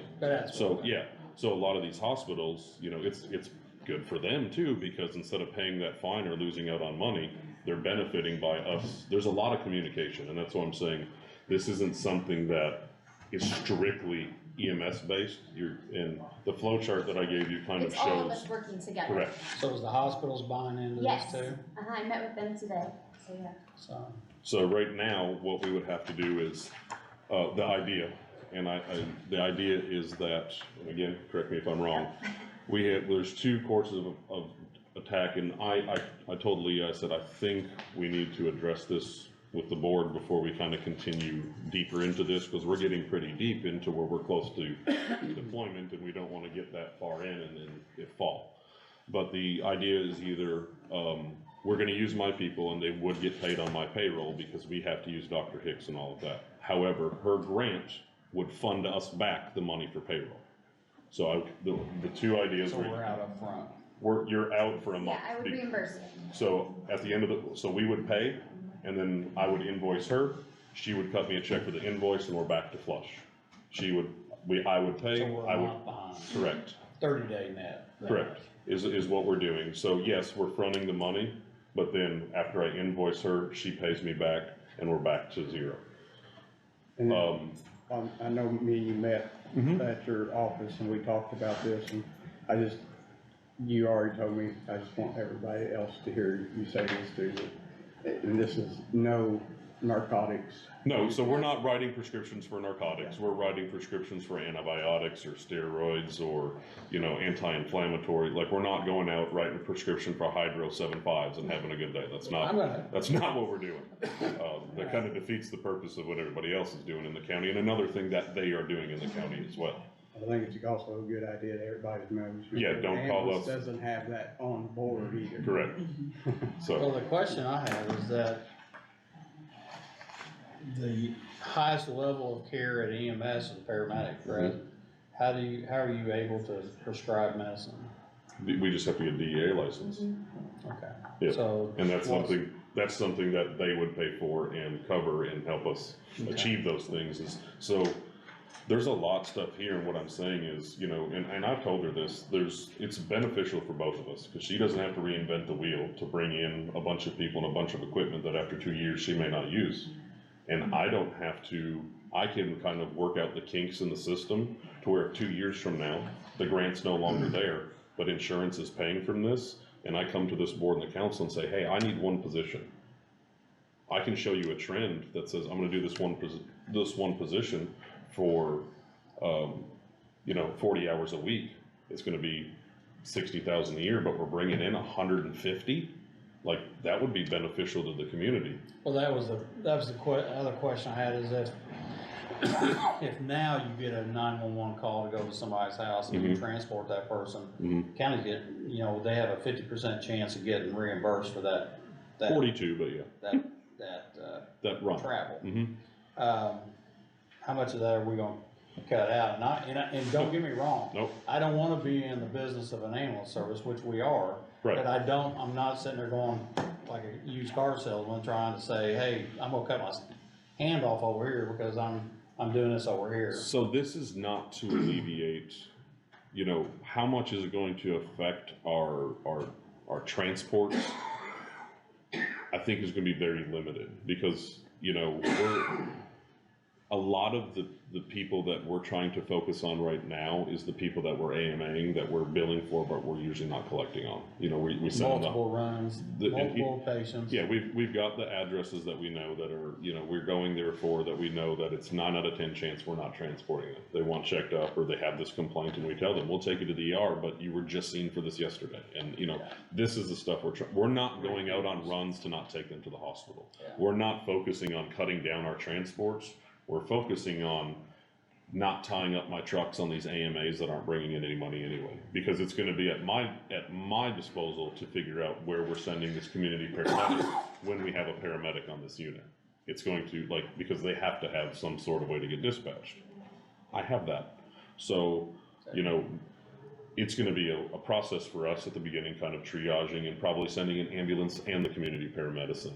And, and starting to work out on what type of calls that we're gonna do stuff on. No. Or we might get to a scene and say, hey, this is a community paramedicine thing, they're not gonna go to the hospital, bring them out here and help them.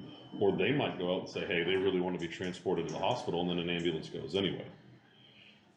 So we're not denying people going to the hospital. We're not trying to cut down on transporting to the hospital. We're trying to cut down on the transporting to the hospital for the stuff that can be addressed at home. That's not meeting medical necessity anyway. What kind of additional liability would we have if we do this? Say somebody called 911, we go out there and somebody determines they don't need to go to the hospital. Does the patient have the final say if they? Patient gets to decide what they want. Because the patient could be. We can't refuse them transport. I get, and that's where I'm getting at, Yeah. but I guess the liability part of this is that if we go out there and we say, you don't need to go to the hospital, and they die 10 minutes after you drive away. No different than if they sign an AMA now. Yeah. And but they're going to sign saying. Yeah, they're going to sign that says, you've treated me here, I'm acceptable with this treatment, I'm refusing transport to the hospital, and I'm acknowledging the liability of these. And that's where I'm getting at it. 100%. All right, the question to you now is, have you done this someplace else? Nope. So this is. So I just took over Refresh in January. I don't even live here. I live in South Bend, Indiana. And I just took over this paramedicine program. It was just given to us in August. And when we found out we couldn't even have a paramedicine program because we were not EMS. All right, so. Which they do this program in South Bend, correct? I do not do this But program. they do. But that's where I'm getting at it. Does it have a paramedics. history someplace? Oh, yes, all over in the state of Indiana, there's history of these programs. And Dalton, who runs our paramedicine program, who we hired to run it, has looked into all the different ones in the state of Indiana. Okay, So I'm just trying to see if this is. Yeah, we're not reinventing. We are not reinventing the wheel, no. The program's out there. Yes, the program is out. Okay, and I do know, there's been doctors that have called me and asked me about it, so. Yeah. And I mean, you've got other states that this is happening in that's huge, that they focus on this because they're complete, like you've got city and county EMSs, like Illinois, for instance, right? They're funded by the city of Chicago, their EMS is funded by the city. They are pushing this more than they're pushing their program because it's cutting down on the hospital turnover there. And they are completely funded by tax dollars. And they're still trying to push this out because it's more beneficial to the community. Because, you know, you're not tying up ambulances that are needed for stuff that can't be avoided. You're not inundating hospitals that are already inundated with stuff. And you're kind of, it's a bridge to those people that may not have transportation, and that's why they call an ambulance, is because they can't get to the hospital. So we're bringing that ability to them. So your grant to us would be 100% funded, except for the first 30 days, we're gonna be out 30 days net of payroll, and then after that, will be just every 30 days, she's gonna send you a check for whatever. And the thing is, her and I have talked about a dollar amount of where to put this at. And because anybody that I don't say anybody, most of these people are gonna pick up through us are gonna be in overtime. But this is a very high skill set job. Not just anybody can do it. Because you're bringing on that DEA license, you're bringing on those liabilities. So, you know, I feel like putting that dollar amount at $20 so that puts them at 30 is completely fair, because most of these people are gonna be in overtime. And she's aware of that. We ran the numbers that even if we run it 40 hours a week at overtime rate, it's gonna cost us about $73,000 a year. Well, talking with you before, you said that and you just brought it up again. This isn't a 24-hour, 7-day a week. Right now, we're starting like 2 days a week. So it's gonna be, we're going to control the hours. I guess another question is it gonna be our vehicle? We're purchasing a vehicle. So you're purchasing You're safe. car, A truck? car. Most likely a Charger or Volkswagen. something like that. Because this is the catch. And this is where initially we were kind of, not difference, but we had to understand this. You're staffing it with a paramedic, so there is still a requirement of equipment that has to be on that vehicle.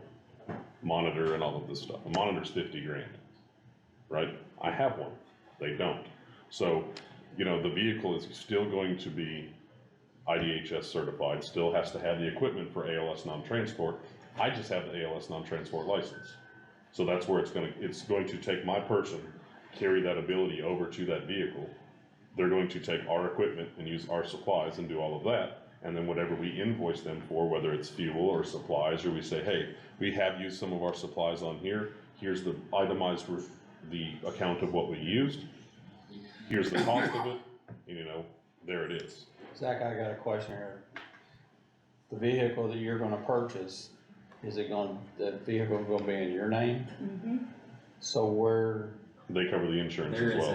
There's a clause in memorandum of understanding that talks about an indemnification and a hold harmless. The one question I have is that it talks about, it says that you will place EMS. Yeah, as a writer. As a third-party limited or liability on the deck sheet. What is your all's coverage? For We have 2 million. 2 million? Okay. And you all cover your own workers' compensation Yeah, we do. insurance and all those things? Yeah. And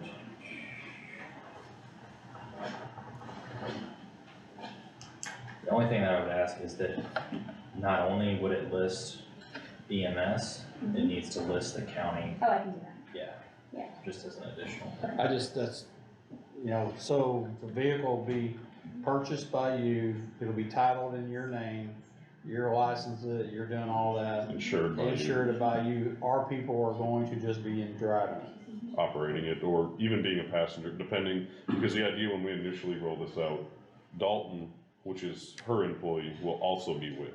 Yeah. Because they have their metrics to collect, we have our reporting and our skill set to do, And it's going to be a combination there of both entities sharing that information and doing that together. Game good? You know, because they have their paperwork to do, we have our paperwork to do, but we still have to do it together because there's certain data metrics that they need to collect. There's certain data metrics I'm wanting to collect because if this works, I will be back in a year or two saying, hey, this grant is over, this is how it performed, and if I can show that it performed positive, I'm coming back asking for this position, 100%. And there is a revenue that you can support it. Yeah. Hereafter, after the grant? Yeah, I'm just saying that, I mean, she's putting up, or has grant money that she's putting up, but is it gonna be one of those animals that can self-support itself? Afterwards, that'll be up to you, because they'll be out of here at that. Oh, I'm getting that, but I mean, do you see it doing that? No, I mean, it just. From your experience. I think he thinks the insurance at Okay, that yes, point because will. Medicaid is supposed to be allowing you to bill it afterwards, yes. I also believe that the grant is going to renew, and if it does renew, Nick is taking, I'm done with this.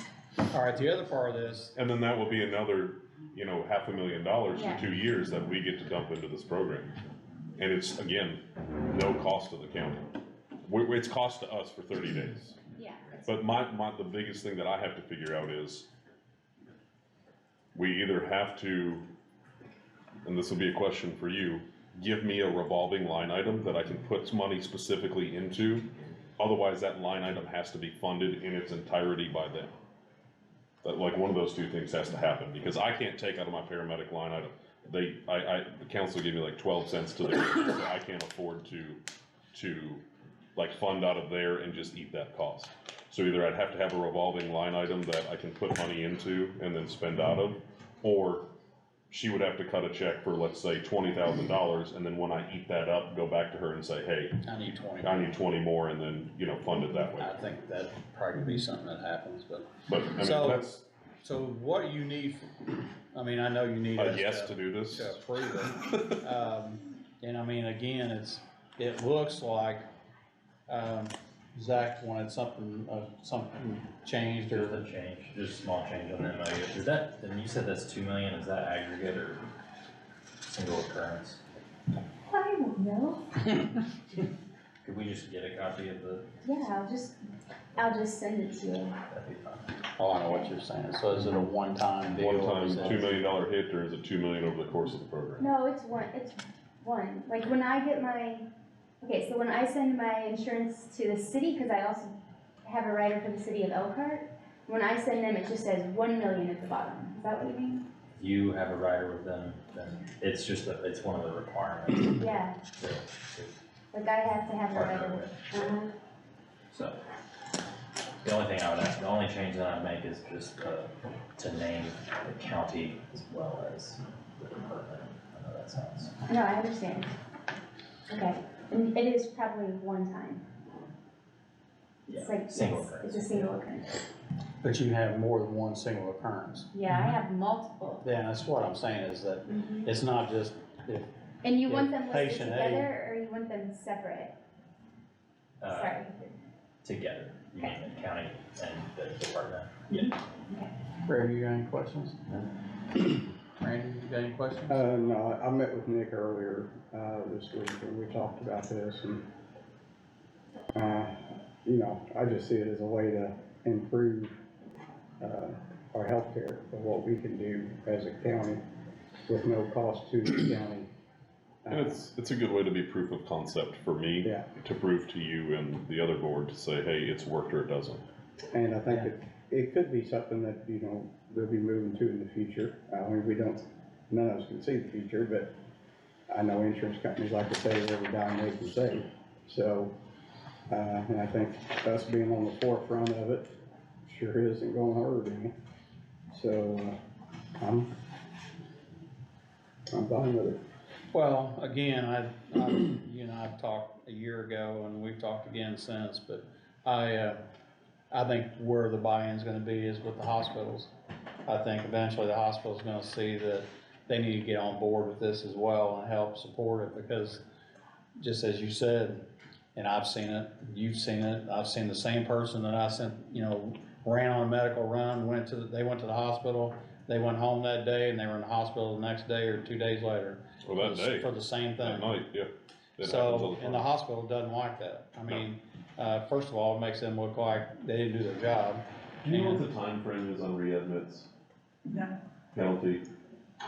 Well, I'll just say that I have concerns about this. Okay.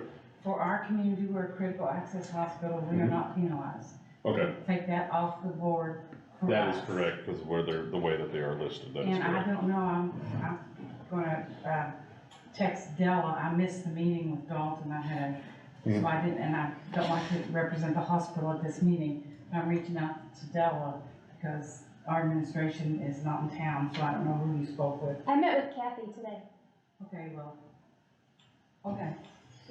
Well, again, the hospital's not involved in this right No. now. I'm just saying, I was just making a statement that down the road, I could see if this works like the mechanics says it does, or it looks like it's going to, I'd see the hospital getting on board as well as the insurance companies getting on board going, if we can have someone that can, be in the home with people that, a lot of them are just, I see it, they want attention. It's whether it's an elderly person that just hasn't seen anybody in a few days and they just they want contact with some outside people and it's sad, but that's, a lot of times that's what it is. And a lot of times they know that code word that says, I have chest pain and I'm going to the hospital, even though the foot hurts. And it's no different than we do now. We already do assessments, we already do differential diagnoses. We're already treating these people in the back of the truck, whether it's for 3 minutes or 30, we're providing care without any direction from anybody else. And then get out of the ambulance. Right. At any point in time, we can do all this stuff and they say, hey, I don't want to do this anymore. And they're out, regardless of what care we've provided. So, it is a skill set, but it's no different than we're already doing, except from the potential of transportation and the prescription writing thing. But the prescription writing thing is, we're already giving them medication. But just now we're giving them the ability to get prolonged medication. So again, this is for a year? Correct? 2. 2 years? I'm fine with it. Like I said, I talked to, like I said, over a year ago about it when you brought it up before, and I guess the positive thing is that we're gonna spend your money instead of spending our money, so. And like I said, I've talked to Hicks, and he's willing to be the medical director on this as well. He doesn't do anything extra, we're carrying over what we already have.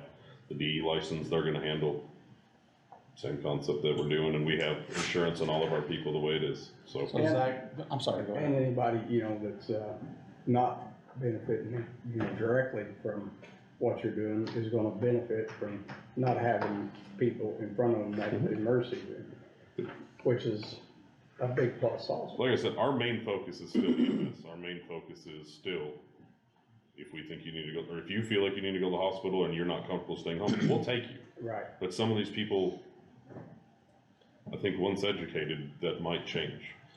I'm gonna ask one last question.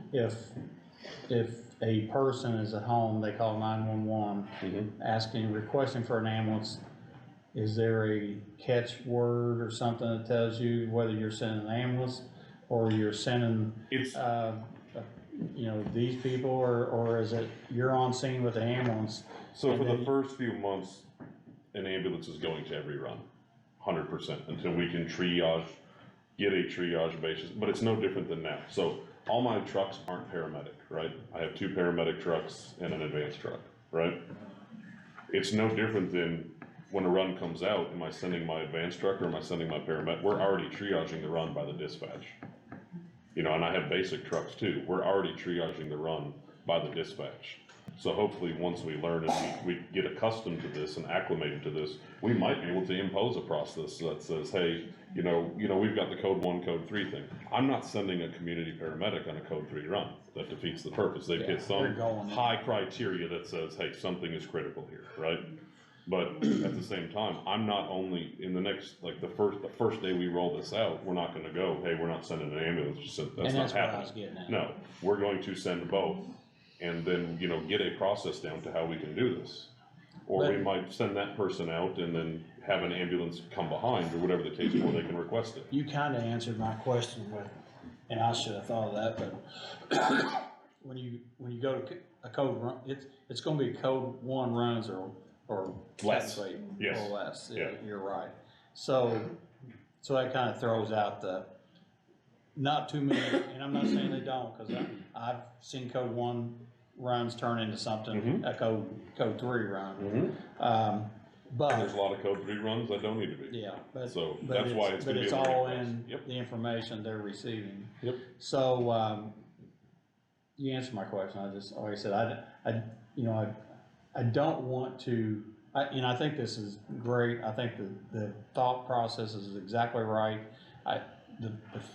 The question I keep having is that I don't want to shortchange somebody trying to, and That is it's not not gonna, I don't think it's gonna happen for the fact that, the more I think about it, it's gonna be code 1s or less, and you're not gonna, and anything can happen. And the way you think about it, on code 1 runs now, I'm sending my EMT trucks or my ALS trucks, right?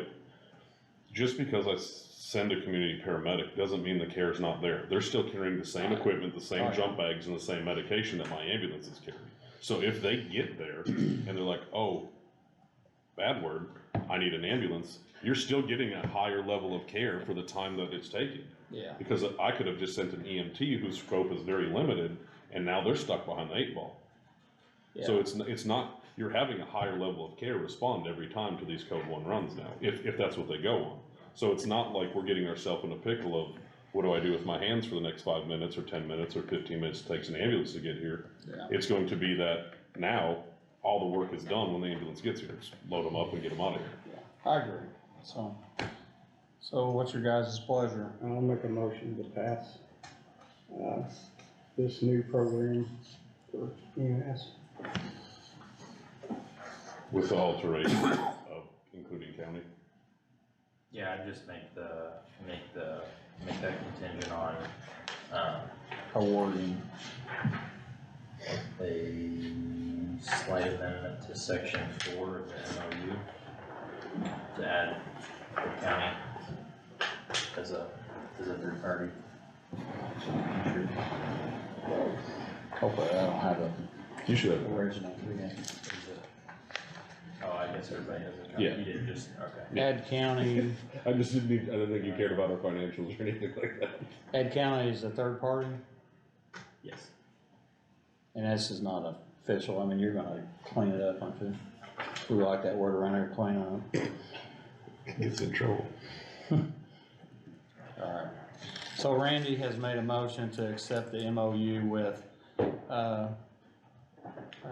Scott County EMS and Refresh for the provision of paramedicine services to start on evidently today and end 2 years from, today.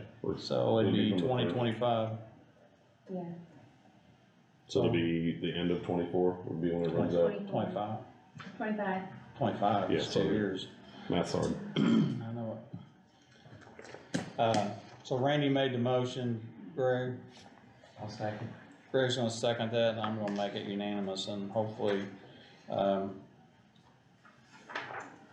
you're saying I can go ahead and sign this, or is this Nick signing this? You can sign it. I don't want to sign it, you sign it. Well, it says Scott County EMS, but. You're my boss.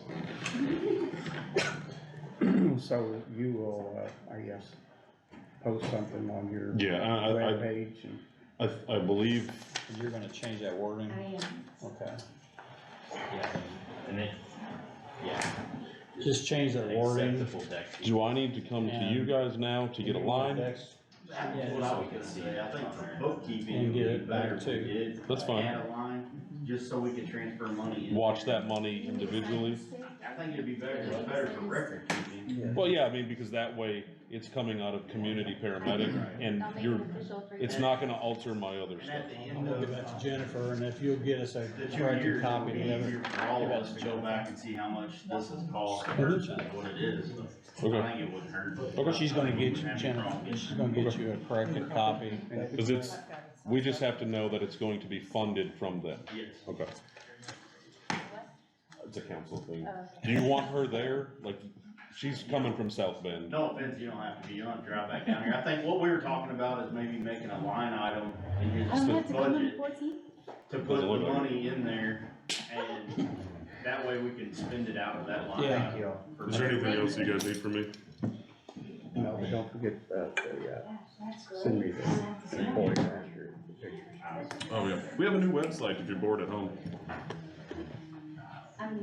Board. I don't know what degree you're getting that from. Thank you. Thank you. Can you put me on the council agenda then for that line item appropriation? Regional sewer, Recreation. And thank you, ma'am. Thank you. huh? That would be me. That'd be you? Take me a little bit to get up here. Randy, get on up here. We'll wait for you. You got a big break anyway. Actually, if that works out like it is, I mean, that should be a benefit. And it's at no cost to us right now, so, and it shouldn't cost us I've tried to anything. think of every downside to it and Well- come up with, well, I did come up with. Well, the one thing I was worried about was, maybe a lack of care, you know, critical care, but it's It not. ain't fun, is it? It's gonna determine on the How you run. guys doing?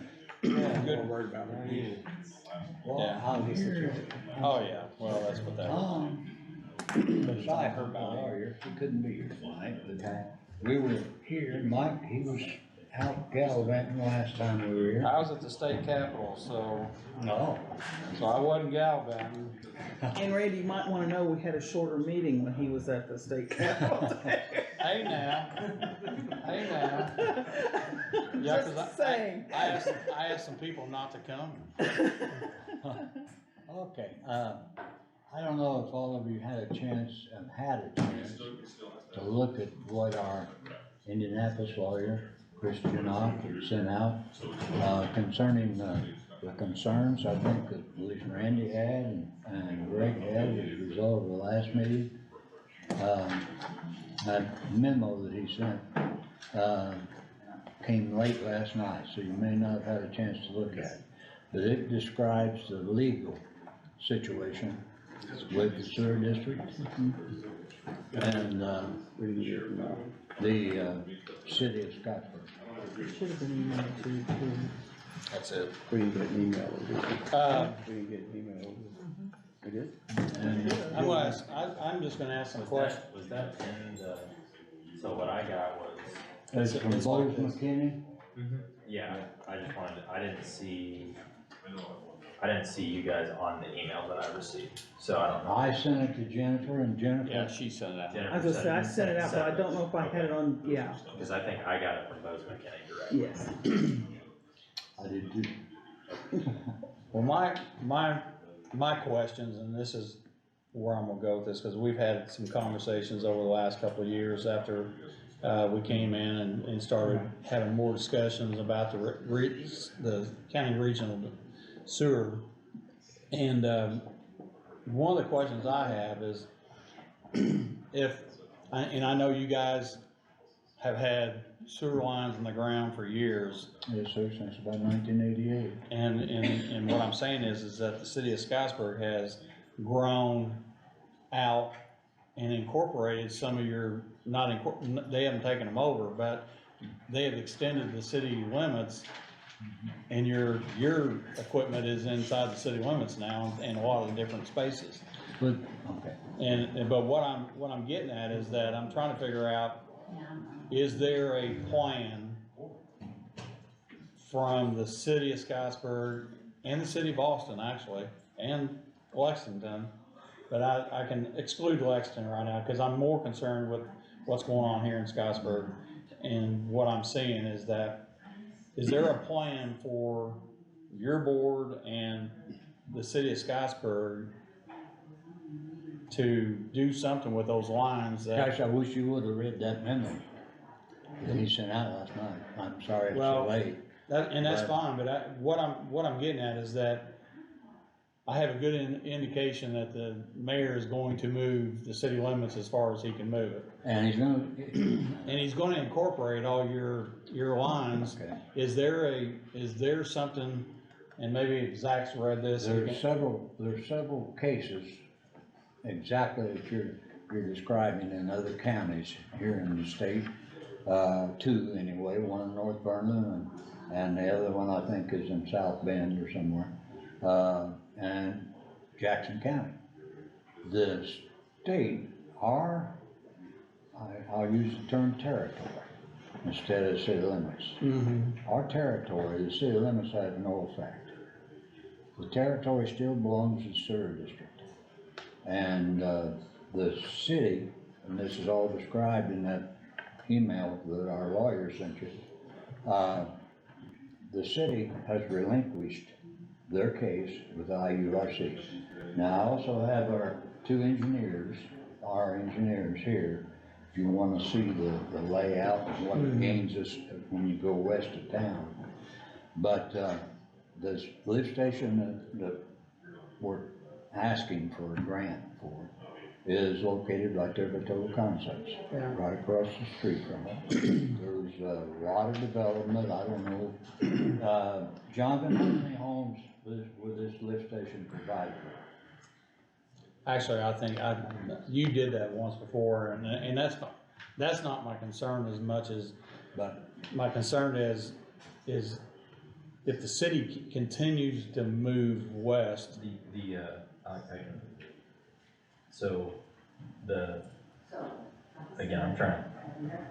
I've read it. I think you're trying to do a very good job of outlining, the issues that have been addressed as well as kind of the legal standards and everything. Their position basically, and they think it's supported, substantially by the plain language of the statute as well as the case law that 7 USC section 1926B basically says that the statute explicitly prohibits municipal encroachment on rural water association service areas by means of annexation or grant of private franchise.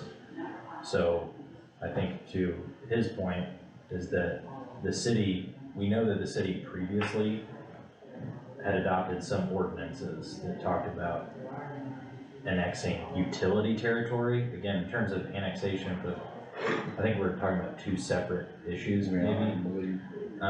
But any ordinance that I guess was previously adopted, they're indicating basically has been repealed at this point, and the city's acknowledged that they're not asserting ownership over the territory that was delineated in I think it's like the 1973 order from the IURC. Well, actually, I did. Yeah, 1973. And I think again in 77, the federal government got involved. That would have been when the debt was incurred. The first sewer treatment, which is Hoosier where I live, was established in 1988.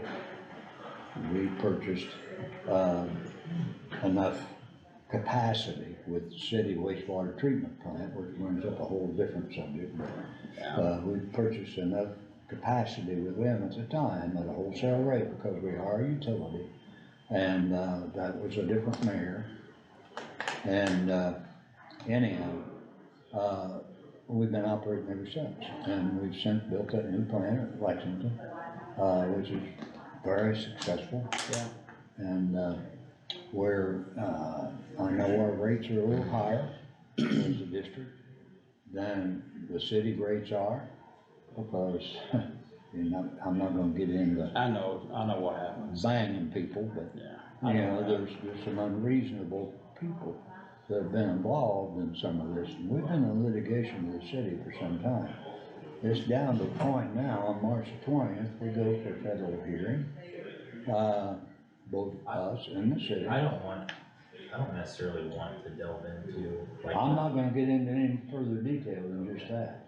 Well, the question I have, again, here, and I'm gonna spell it out maybe, and I know what I think I know what you're explaining. But if, for instance, if we gave money to build a lift station on Taylor Mill Road across from, Total Concepts by Design, that particular lift station will eventually send gray water to the city of Scottsburg's treatment plant, correct? If I may, let me speak to that. That we have, Shane Spicer back there might wanna address this, but we have, plans to build our own treatment plant. We also have an estimated cost of that plan. But until all of this is settled, totally settled, we're not in a position to be able to flip the switch. Also, but we're not gonna continue to pay the same rate to have our wastewater treated as what every customer in the city's paying. Yeah, I get that. So- But again, let me finish on one last point, because I'm still not getting it. If the city of Scottsburg annexed out to, Boatman Road, and they incorporate this lift station that and I'm not saying incorporate it, they incorporate the property that this lift station is sitting on. That would technically be the city of Scottsburg. You would be working within the boundaries of the city of Scottsburg with your sewer, and, I mean, is there, I guess what I'm saying is, who's gonna own the sewer system? Still use, the district will. So the city of Scottsburg will, I mean. Same, it wouldn't be any different. And I know, but than homes right now. I know, but if they incorporate it into, if I have a home out there, and I'm in the city limits now, but I don't have the city sewer. I've got regional sewer, but I'm paying taxes for my sewer system for the city of Scottsburg, but I don't have, but I'm paying you or the regional sewer for my sewer treatment, and I'm paying city taxes for the same thing, but I just, that's where I'm trying to get when the city of Scottsburg annexed, or the city of Boston. Why do you think the mayor it's got a 2-mile limit. Oh, right? I know it, I know. Got a 2-mile limit. Once he achieves that 2-mile limit, which he has. Well, it's gonna go Road, 2 miles farther, so. And then it goes to Oxford, and it goes to where, each time he does that, is he not taking money out of the county's pocket? Well, people still pay, that's correct, but they're still gonna pay county taxes no matter, so, but. The utility, you have your own territory, so you're right, I mean, it may be city, but you're paying regional sewer because that is their territory. That's your utility territory. It's like an RMC electric. Well, there's RMC in the city limits, and that's what I'm trying to figure out. I mean, I know what the city tried to do before, but I'm not gonna get in that either, but I'm just trying to determine if for some reason we agree to, this substation, or this lift station, I guess I should say it is, down the road, the city's not gonna own that lift station. No. We're still responsible for the maintenance of it, we're still, in fact, I can give you an example over here, in the subdivision right over here to the golf course. People's basement flooded because their sump pump quit. Who do you think fixed that? That's a sewer district. Well, should be sewer district on it. But the sewer district went in and fixed their basement and everything else. We're responsible for it. We're responsible for the lift station right out here, but. Yeah, I know, and I know you are, and that's where my questions are kind of lean towards who's gonna own it. And I know what you're saying on one side, you're saying we have territory and the city has this, but I guess in my small brain, I'm trying to think, it's in the city limits. And are they gonna try to, which I guess by legal means, they can't do that. I don't think they can annex the service territory the same way they can annex the territory for the purposes of like zoning and those types of things. And that's what I'm reading from this, and I just wanna say, obviously, you know, sometimes there's always two takes, right, on what is legally required, or more than two takes. You know, I feel fairly confident that, you know, based on the letter, based on the recitation of the activity that's occurred within both the administrative action and where they potentially might be in terms of federal action without knowing exactly what the claims are and what status it's in, it doesn't seem like that there is an ongoing dispute as to the city saying that they own territory that was contained within the 1973 order that specifically outlined the service territory for the sewer district. Well, the one thing that I wanna, let me just get to the final thing here, I'll say, and I'll shut up, but I want to make sure that if we have county residents that are expecting regional sewer, you know, service, that's what they're getting for their money. And that if the city moves their boundaries, territory, or whatever, that people that, even though they don't wanna be in that, or if they're forced to be in that. I understand where you're going, which is that. I want them protected. Yeah. I mean, I want the county residents to be protected from the city technically, and I don't want them to say, well, we're just gonna take it over, and so that's, I know it's hard to get to where I'm trying to ask, but. Maybe this isn't the point you're trying to make or making, but Total Concepts, when Mayor Graham was mayor, the city needed some head count. I worked there, I was the general manager there. They needed some head count in order to get a grant, because, you know, they needed additional people. So they agreed to incorporate Total Concepts into the city limits, that trailer park as well. Yeah. Okay, and part of that agreement was that we, Total Concepts, our sewer system and current lift stations out there feeds a mound system. The mound system's reaching its age limit, it's about to quit. Yeah, I know.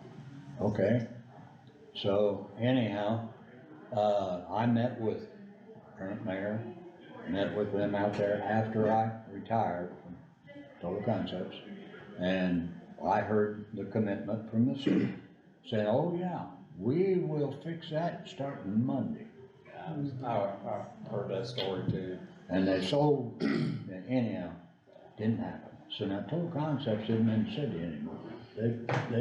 Well, they asked their boundaries, yeah, their boundaries. They asked to be changed. de-annexed. Yeah, and they have been. So what's your question? And their taxes changed drastically. I have two questions for you, Randy. The first question is, you said that you guys have looked at building, or you had plans in the future of building a process plant of your own. Where would that be located? It's gonna be west of town. Right now, we haven't even approached anybody to buy the property. You don't have the property or anything? But I think, somewhere probably pretty close to Hosey Lake or Ox Creek, in that area. Okay. You know, I don't know. Shane might be able to answer that, but I don't know. At that point, if you was to build this processing plant, would you still need this lift station? Sure. Okay. That's why this lift station's gonna be there. This lift station will service, I don't know, it's like 280 homes. It has that capability with a minor change in the pump. The lift station is a larger lift station than some of the others. And, it'll handle, well, I'll use Charlie's name, Charlie Hauser's field out there. If that, somebody developed that whole field, it handled the whole thing. Well, and they're, And it would go west as far as need be. Are you going to end up getting the discount for being a utility from the city? I'd say no. If I had to guess, I'd say no. That's been part of the litigation, you know, and, they refuse to do that. So we pay a full rate, but we are a utility. Right. We used to get that until the political change. So you have any questions? I do.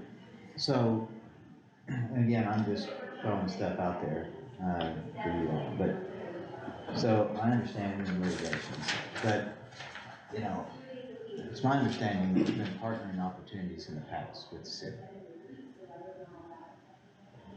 It seemed like it was reasonable to me. Why are we not trying to, and the reason I say that, is for a few things. Is when and I'm just talking here, it's just, nothing, pointed anyway, I'm just trying to understand some things on my end of the table. So, been a struggle for me. So, I'm looking at this as you guys being a sustainable utility, okay?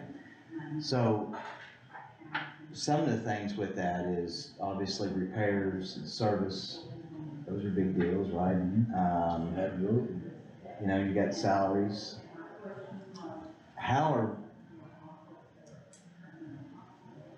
I just think there's some real opportunity there to try to go back to the table and try to partner, because when we start talking about treating this water, okay, you have a contract now with the city that, my understanding, that will expire in 28. Actually, there's part of the litigation. Okay, so that doesn't happen. I know the answer to that, but I can't answer it. So we're talking about, and that's a big deal here, because you all are coming to us to help you with a lift station. Now we're talking about a treatment facility. Yeah, we're talking $600,000 for help for a lift station. We're talking about $7 million here for treatment facility. So how do we, I mean, I don't understand, and excuse me, I'm just trying to get a better idea. How will you all be able to move forward with a sewer treatment facility when we can't take care of the lift station? We can. If you gentlemen don't see fit to approve this, we can get it somewhere else. But I understand that this, what is it, the American, I wrote it down. Rescue Plan. American Rescue Plan. Yeah, the American Recovery Plan has money that might be available for the sewer treatment facilities. And there's other sources that we can use, same as we did for Lexington, same as we did for others. Now, we got bonds that we've got money that we borrowed that we're paying for right now, pay for it every month. And sometimes we just pay the principal, sometimes we pay just interest. You know, but we pay it every month. And SRF one, there's other lending grant companies that are out there that are willing to offer money.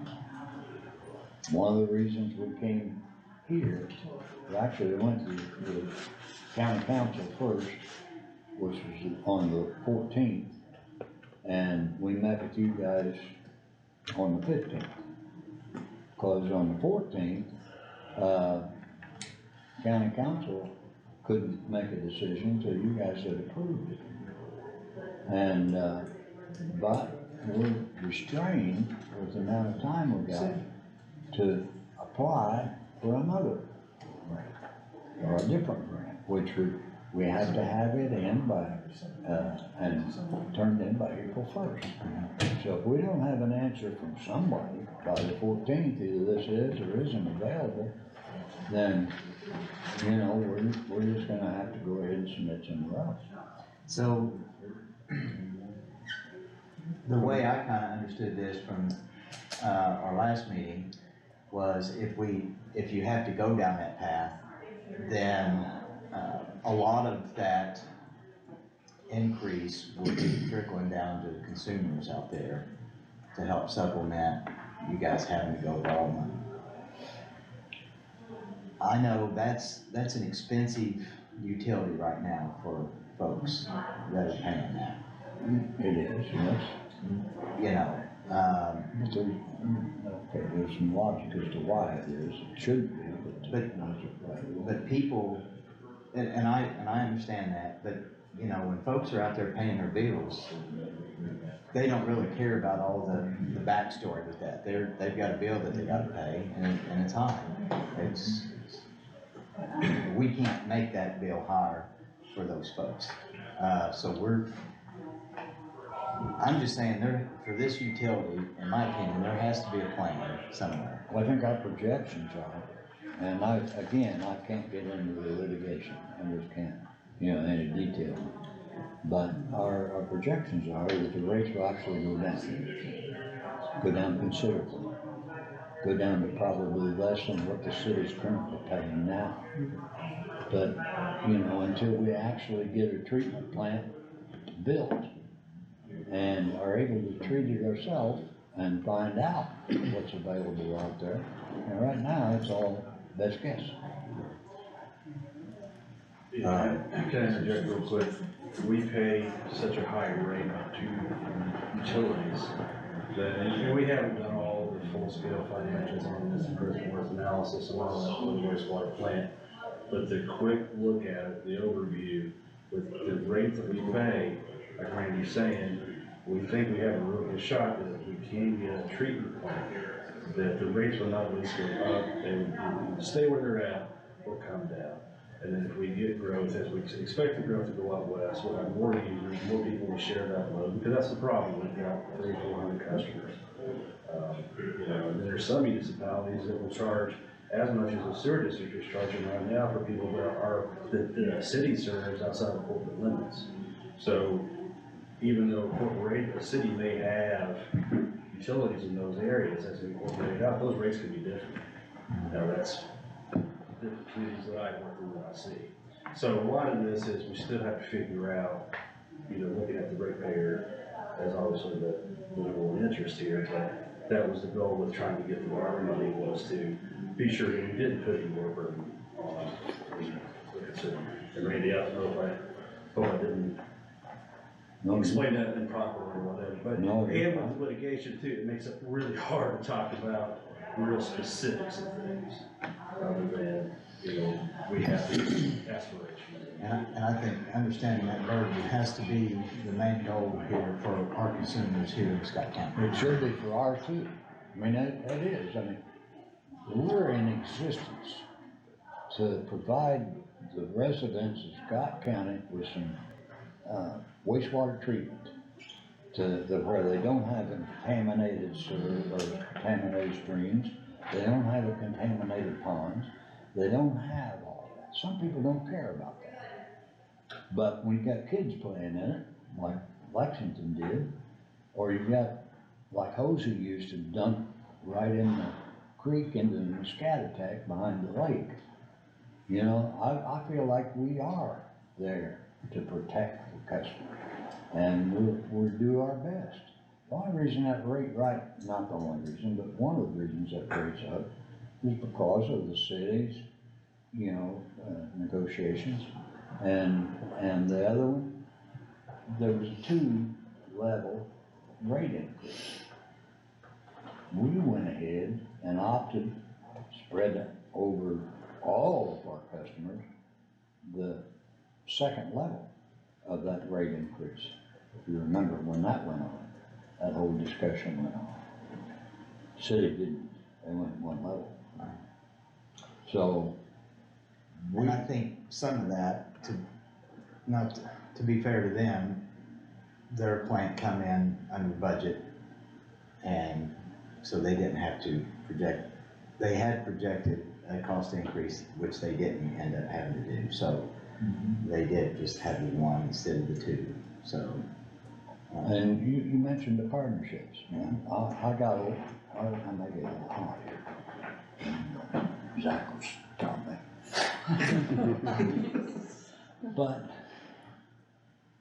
that gun, I met with the mayor twice, personally.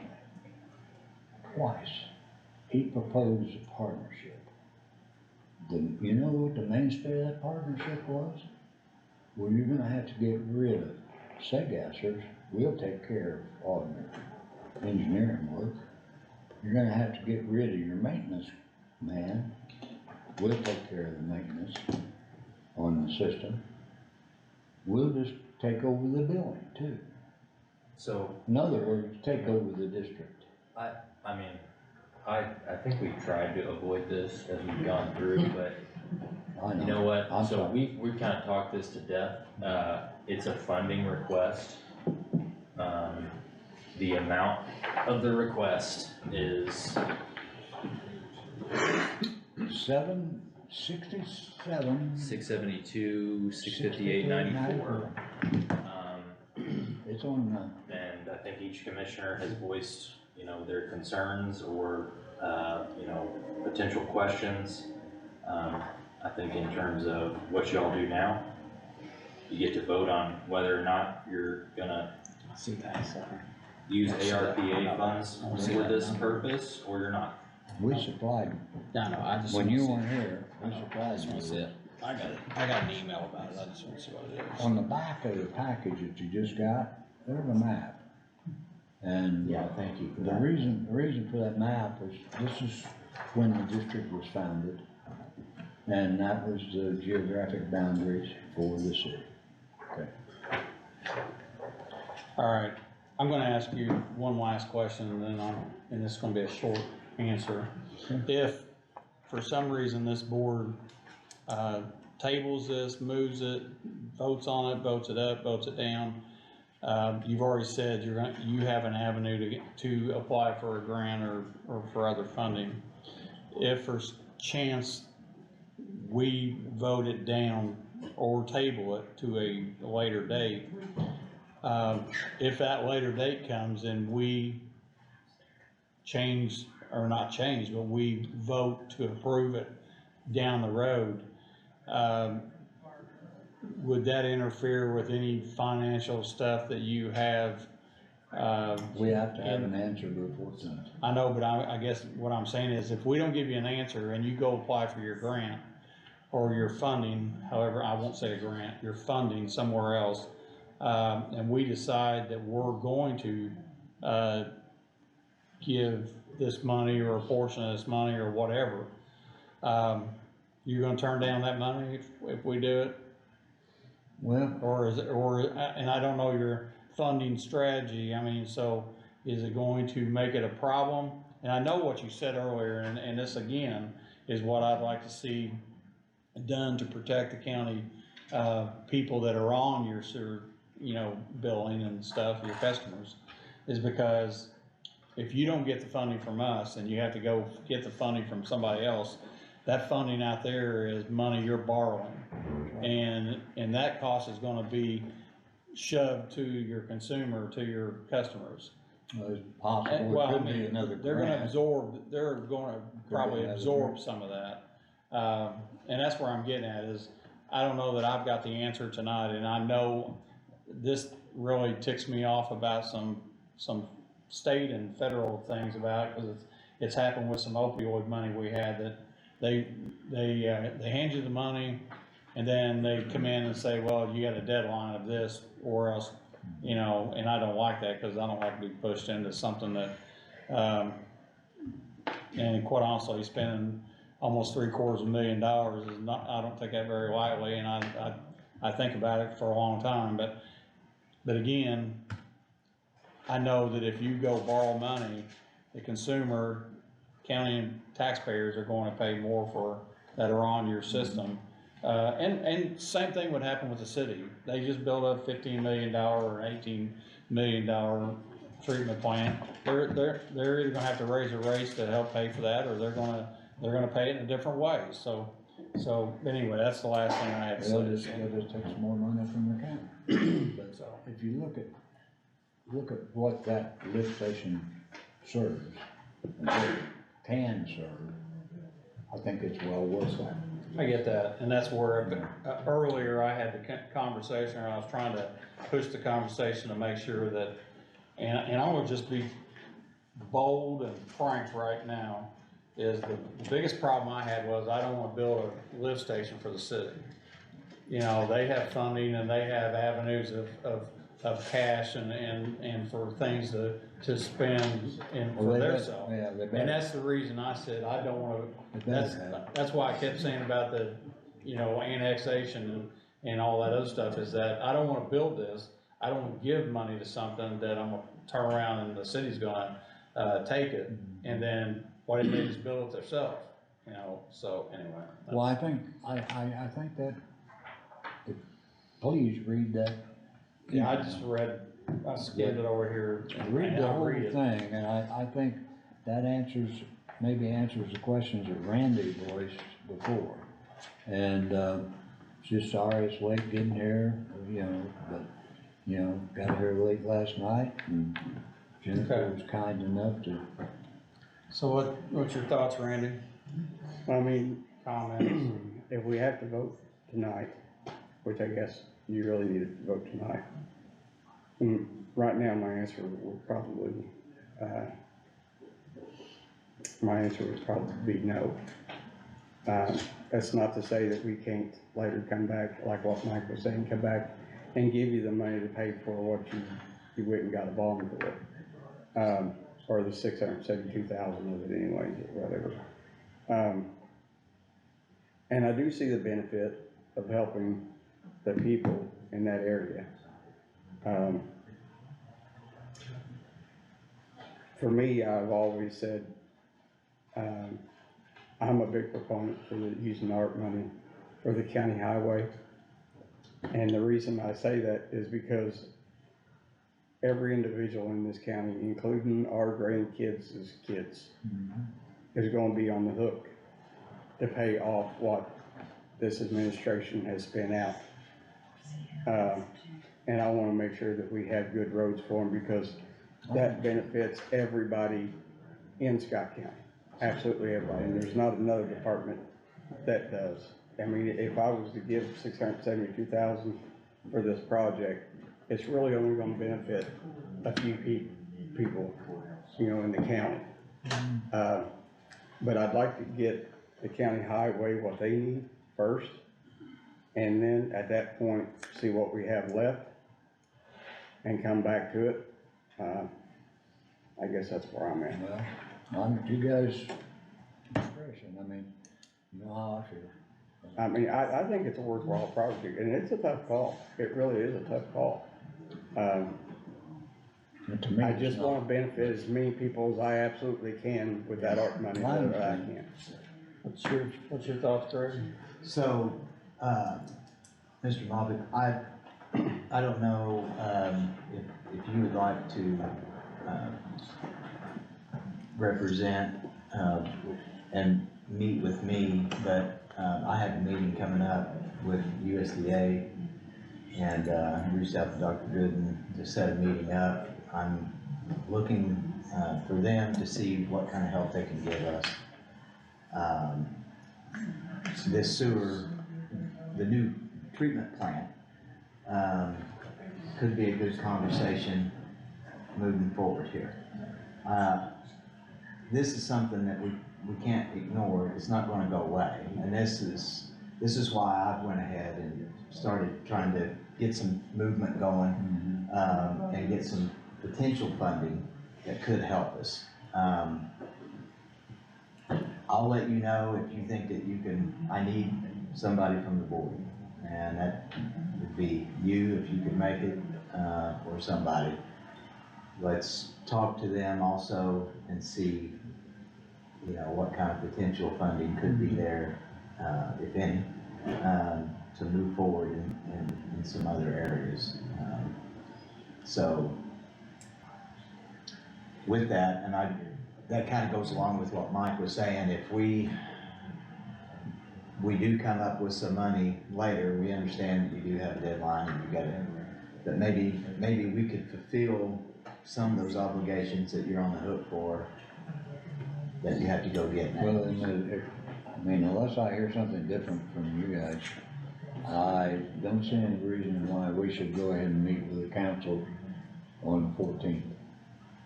They've asked us to do that and bring the whole board, but that's all predicated on your end. Well, you're exactly right, and I mean, the council won't act on anything unless it's approved through this board first, and that's the way it's supposed to be, and that's right for them to say that, so I don't wanna vote no, or I don't wanna even vote on it. I think, cause as I said earlier, Randy and Greg both said it the same way, cause there might be money, and there is money, but, I'd rather table it right now until a future meeting to see where we're at. You know, Greg's got some avenues that he's working with the USDA, and they've kind of enlightened him on some possible monies, and again, you know, it may not be, and I know you're under a deadline, that's why I'm gonna say this, is that your deadline, you as a board have to decide your avenues from this point. I'm saying as a member of this board, is that down the road, we may be able to do what you're asking us for. And I'm not saying, and that's why I'm saying I don't wanna vote, cause I don't wanna vote no, I wanna vote, we're gonna look at it, and we're gonna see what other avenues we have, and so I'd rather just table it till a future meeting. I think we all wanna help. It's just, the timing right now, I think we gotta nail some things down. So. The other thing too, Mike, is the folks on the board. I'd like to know who all actually serves on the board. I had to know about that too. And their appointments for, you know, how long and who. County council appoints them. Okay, that's what. I was appointed by the commissioners back when Bob Tobias and them were there, because Larry Bauer was there when they started the district, and he moved, and he asked me to take his place, and they're the ones. Okay. Well, I think the council may wanna see that list, cause I don't know when the last appointments have been made. Well, the last appointments were made. January, because Lori Brown took my place. That would have been the thinking- last single appointment, but there was, it would have been last year. Was it November? I think November of 21. It would have been this looks like it's in 2021. Yeah, I'm thinking 2021 maybe. So it was when, to answer your question, and maybe this goes to why the commissioners did an appointment. So the 1973 order that was issued, gave council the appointment power for that board specifically. No, and I think trying to figure out like what exactly happened there and why at some point by tradition it somehow changed to the commissioners doing the appointments for a period of time, and then, you know, however that worked, I'm not exactly sure, but there was kind of similar to the Community Corrections Board today, when, you know, people took notice of it, for some of the reasons that we've talked about today. There was a concerted effort by their counsel, Tom Cypress, to kind of shore up some of the record keeping issues, and there was a resolution, and I don't have the number in front of me, I have the draft, but I don't have the resolution. But basically, it acknowledged the existence of the 5 wards, and then set up staggered terms for appointments to basically just acknowledging the continuity of appointment of the 5 individuals who are representing those boards at the time. Jennifer would have been one of those, but her term has been filled by Lori Brown. There is, And mine would have expired anyway on December 31st of 22. because you were Ward 1. I was 1, yeah. Yeah. So I would. So Ward 2 will expire this year, 2023, Ward 3, 2024. I can give you all the names, I can tell you. Yeah, I mean, that's fine. I think it was just the current membership as of the date of the resolution. Yeah, I mean, it was,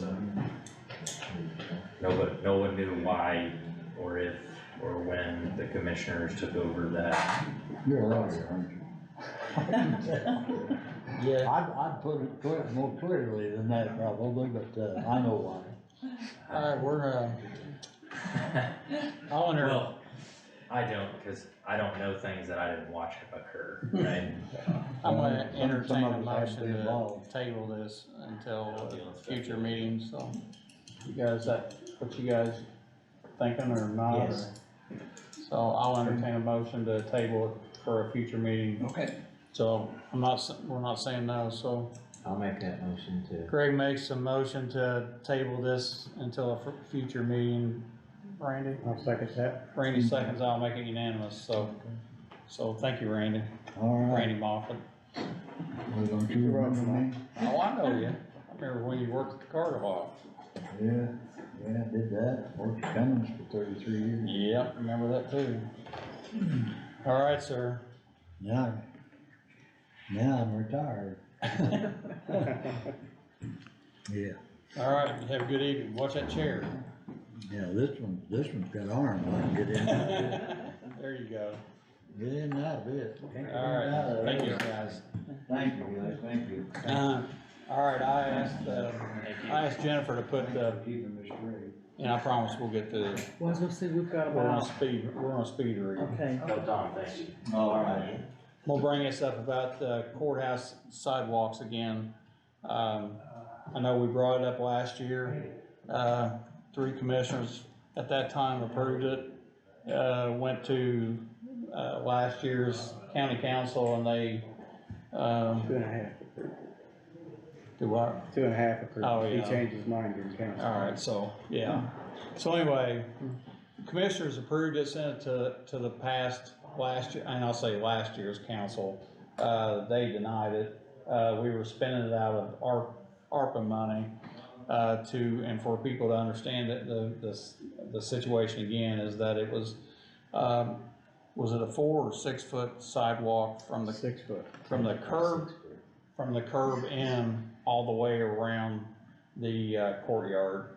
There were gonna be a couple of places because of trees, and we're not cutting any trees or anything, but there was a couple of places where there were gonna be trees that we were gonna put pavers, because of the root system. So I wanna bring this back up, send it to the new council, and to have them to approve or deny us, I guess, for a second time. And not them deny us for a second time, but to give it to them for the second time and hope that they understand the vision that the last board, I'm saying Greg wasn't even here then, but our vision was to get people to be able to get out of their cars that are parked along the sidewalk or around the courthouse and step to the front of their car and get out of traffic and step on a sidewalk and be safe. Plus, I think it is going to make our courtyard look a lot better. We're going to fix a lot of the curbing that is broke in some other places. We'll also be able to create ADA compliant sidewalk ramps into the sidewalks we have now. But I think all in all, I think we're gonna have festivals and stuff in the courtyard. I think I think it needs to be, presentable, and I think as a county government, I think this building and property needs to be pristine and needs to be, something as the war memorial is out here. When people drive through, they stop and turn around and come back, cause, you know, it's something they don't see every other place, and sometimes those places are hidden somewhere else and not set in people's courtyards. So I'm gonna make a motion to send it back. Hang on a second. I can't remember who the company was that won the bid. I mean, and I would like to reach out to them again and see if they're still. I don't think we ever. Yeah, we did. Did we? Yeah, there was one that you had. I'd have to go back to the meetings, but, or the meeting minutes, but we had someone that we approved the number. And quite also. Well, I think Thomas. No, it wasn't Thomas. Sent a number in, but I don't remember. I'd have to go back and We look. didn't agree with Thomas. But let's just do this. Let's That's what I was gonna Let's just say. ask for new quotes. I think Yeah. you probably ought to re-quote it if you're gonna send it to the new And county. it's- Yeah, that's totally fine, and actually, Changing price. so I've already Yeah. put it on for the 15th. I'll have, if you have, I guess would you wanna wait for the quotes to do a resolution approving the use of ARPA funds in an amount not to exceed? Yes. Based upon what the quotes come in at, and then send that to council? Yeah, I'd say that. Cause I know. Because I think- Drastically in January. So, Well, Yeah, it did. Yes. Yeah, I mean, whatever quote we had ain't no good. Nobody's gonna honor that because we won't honor our quotes outside of No. 30 days now. Right.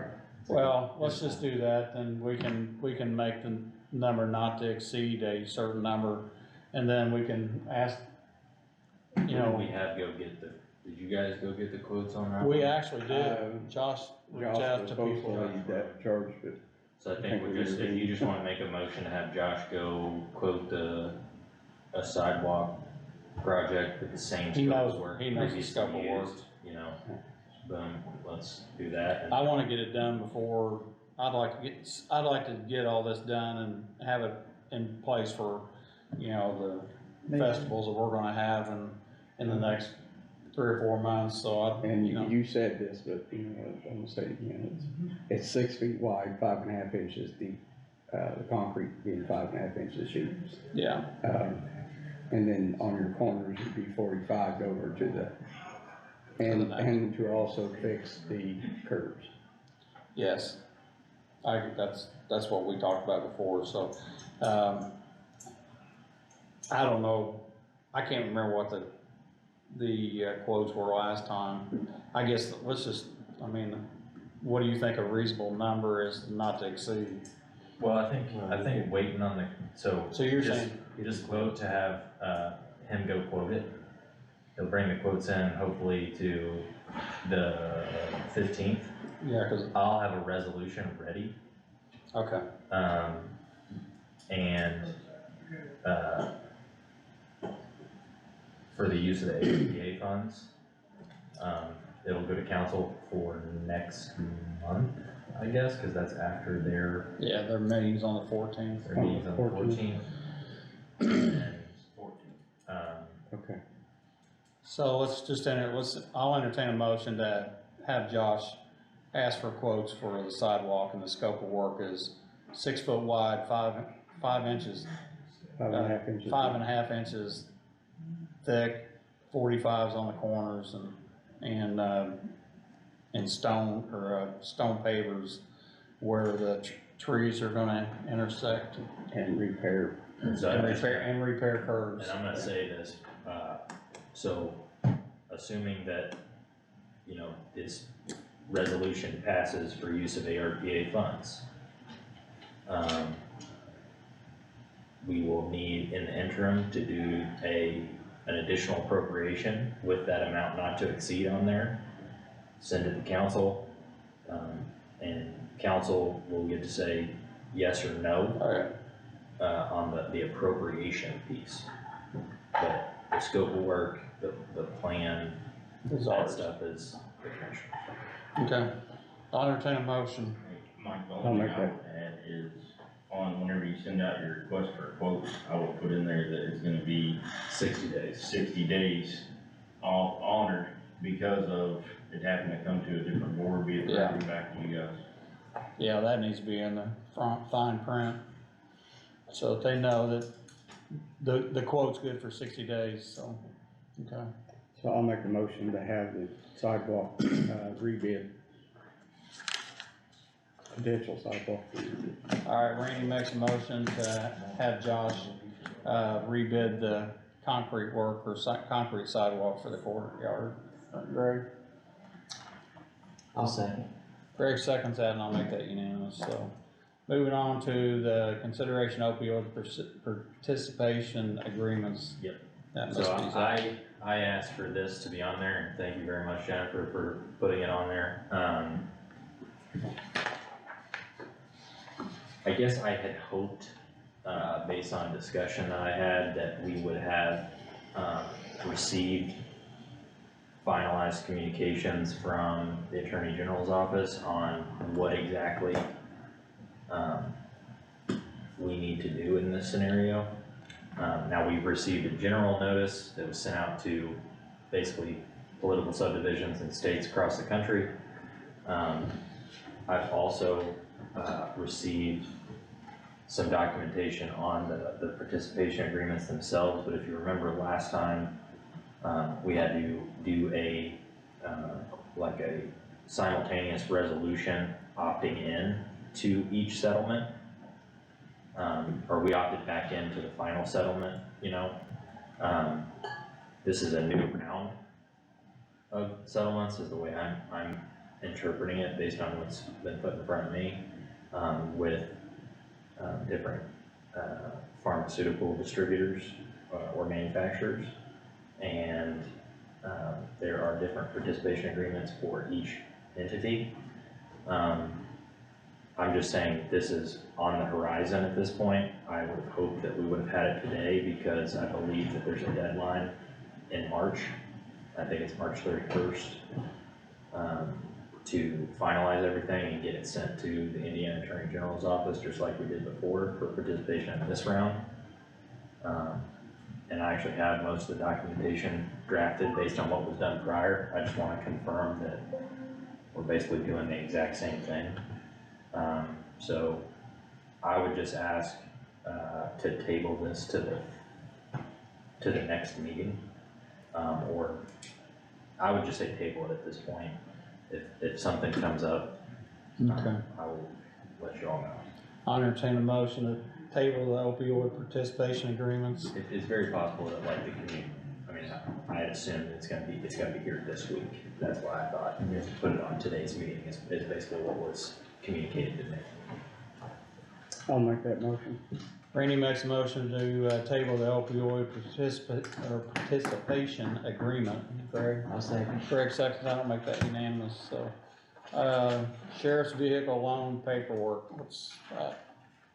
That was when he came, we're down to 8 minutes. Do you wanna shut that off and start over? Yeah, or do you do it. wanna- Alright. Randy, you'll talk too much. Yeah. Yeah. I'm on record having really short. Alright, I just wanted everybody to know why we went off the air there for a second is that, actually, I need to say that. Yeah. Is, we have a restriction on the tape and it's 3 hours. It's not a tape, but it's on the memory, I guess, for our meeting is 3 hours. And I've been told that I talk too much, so, I'm gonna start speed reading. So, anyway, we're back. And we're gonna finish this. We've just got a couple of things left here. What we're talking about now is the sheriff's vehicle loan paperwork.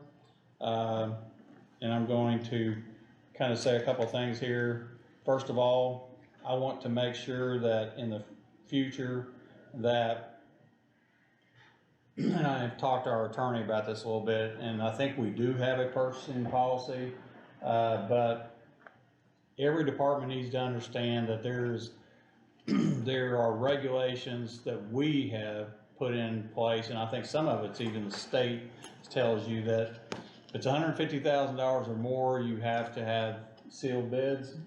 If it's $150,000 or 50 to 150, you have to get quotes. That correct? 3 quotes. 3 quotes. This particular, and this has been passed, but this particular incident with 3 vehicles for the sheriff's department at $144,000 didn't meet that criteria. So I know this board's already passed it, so we have the paperwork, we're gonna pass it, send it to the council. The sheriff says he has the money on a line item for payments or to purchase the vehicles. So I'm going to entertain a motion to, I guess, let Randy sign this since I wasn't here. So anyway, I guess since you're gonna sign it, I'll just make the motion to allow you to sign this paperwork, send it to the council. Is that correct? Or you're saying that he doesn't technically need to go to the council because he said he had any budget? He came to the meeting and he said, and said that the money is in his budget already, meaning already appropriated. That is my interpretation of what he said.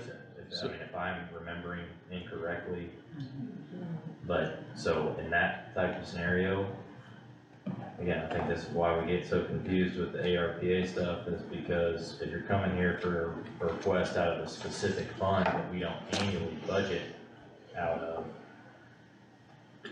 that's when the secondary, additional appropriation, I don't believe it's required, assuming that money's in his budget.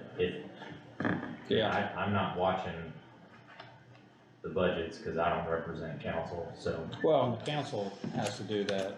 I'm gonna say one last thing here, and I just said it about the purchasing. Every department needs to be able to do the same thing and follow the same guidelines.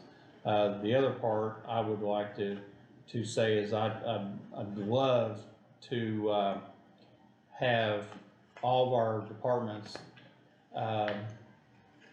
try Scott County first. I mean, I know we have a Chevrolet dealership out here, but that particular dealership also owns about 3 other brands of cars, and also just received a national award for being the 5th largest police pursuit distributor in the whole country. I mean, so and we have them right here at our doorstep. So, and I know and I will say this, there are vehicles that are harder to get at certain times, but they do get them. So, but anyway, with this situation, I'll entertain a motion to allow Randy to sign the contract, I guess, with Ford Motor Company. And I will say this, if the board or the council decides that they need to do something on their side, that's the council's, they're the ones that handle the money. We were asked to buy cars, and I'm gonna say this, I encourage the sheriff when he needs vehicles to come and buy them. I mean, we have never turned down a request for new vehicles at the sheriff's department. We need to make sure we have the money, and we need to make sure that it's properly funded. But this board has never, as long as I've been here, have never turned down a sheriff for any type of new vehicle. So I just want to make sure that we do it all in the right, proper way. With emphasis being on new. I said new, yes. Yeah, I just wanna make sure. Yeah, it's, we're not gonna turn down, if we can fund them, those guys need new vehicles, and we need to make sure that when we can, but again, falling back to proper purchasing procedures, we need to follow those to the hilt, so, Greg. Did you make the motion? I made the motion to allow Randy to sign it, Greg. I'll second. Greg seconds that, Randy. I'll make that unanimous. Randy makes it unanimous. Now, there's also an insurance fact sheet here that they're wanting me to sign. Are you guys okay with that? Just all necessary documentation, assuming. Yeah. All right, moving along here, so we can get out of here. Consider, while Randy continues to sign that. Consideration of payroll for 2010 and 2024. Does everybody have an opportunity to look at payroll? I'll entertain a motion to accept the payrolls for 210 and 224. I'll make that motion. Greg makes a motion to accept the payroll for 210-23 and 224-23. Randy seconds that, and I'll make that unanimous. Consideration of the regular and special invoices. Have we got those?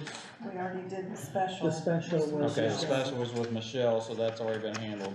So what's the regular ones? Just the regular. And here's the payroll. Actually, if that's just are those the claims? Yeah, just Okay. regular. I will say that, well, actually, everybody had an opportunity to look at the claims. The only one that I had a question about, and that's what brought the Ford Motor Company up here, is that there was a claim in there for $33,000 for, I guess, a payment for the 3 vehicles that the sheriff has. So, has everybody had an opportunity to look at it? Are they good with it? Yes. I'll entertain a motion. I'll make that motion. Randy makes a motion, or Greg? Second. Greg seconds that, and I'll make that unanimous. On the consideration of the minutes, for, looks like, I'm gonna go back here, cause I'm gonna just join all these together. Consideration of the minutes for the joint, Board of Commissioners and Council special meeting on 1/5/23 and 1/26/23.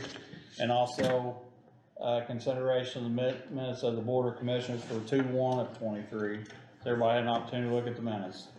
I have. I'll entertain a motion to accept them. I'll make that motion. Randy makes a motion to accept the minutes of 2/1/23, 1/5/23, and 1/26/23. I'll second that. Greg seconds that, and I'll make that unanimous. So, that's all that.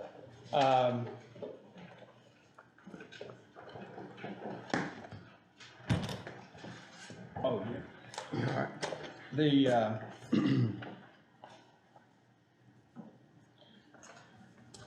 what did I ask you?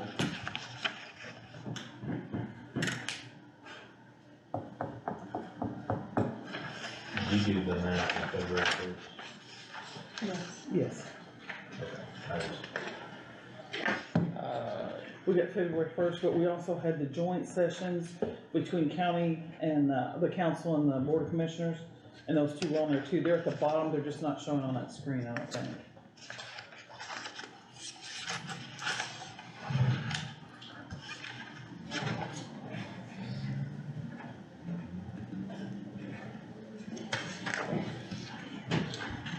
Well, this is going on long enough, we're still signing minutes here, so has anybody got anything else they wanna I talk don't know about? if we need to amend the agenda, but I've got two, I think they're lost titles from the sheriff's department that I need somebody to sign so that we can get, new titles for those. I'll stop in tomorrow and sign those. Okay. So I just wanna make sure I have my list for the next meeting together, so, ARPA, cell phone booster request from Andrew Campbell,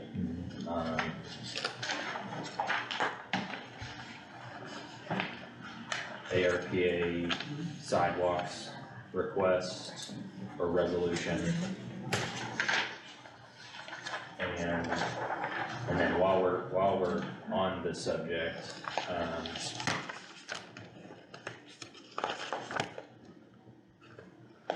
I don't know if everybody from council has gotten my email. I know I got a response from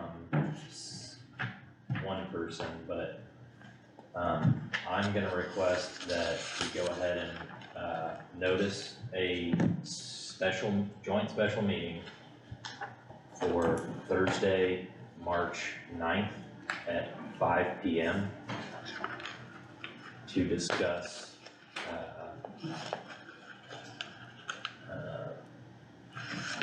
a professional legal services contract or professional legal services, with Frost Brown Company.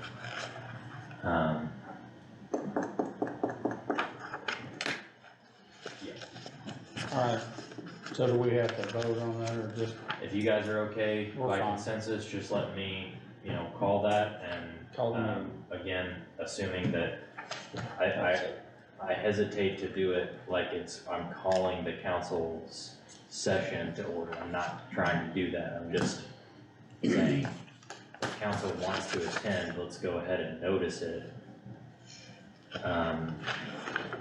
As if it was one of their public meetings. That way, if more than a majority show up, there's no question.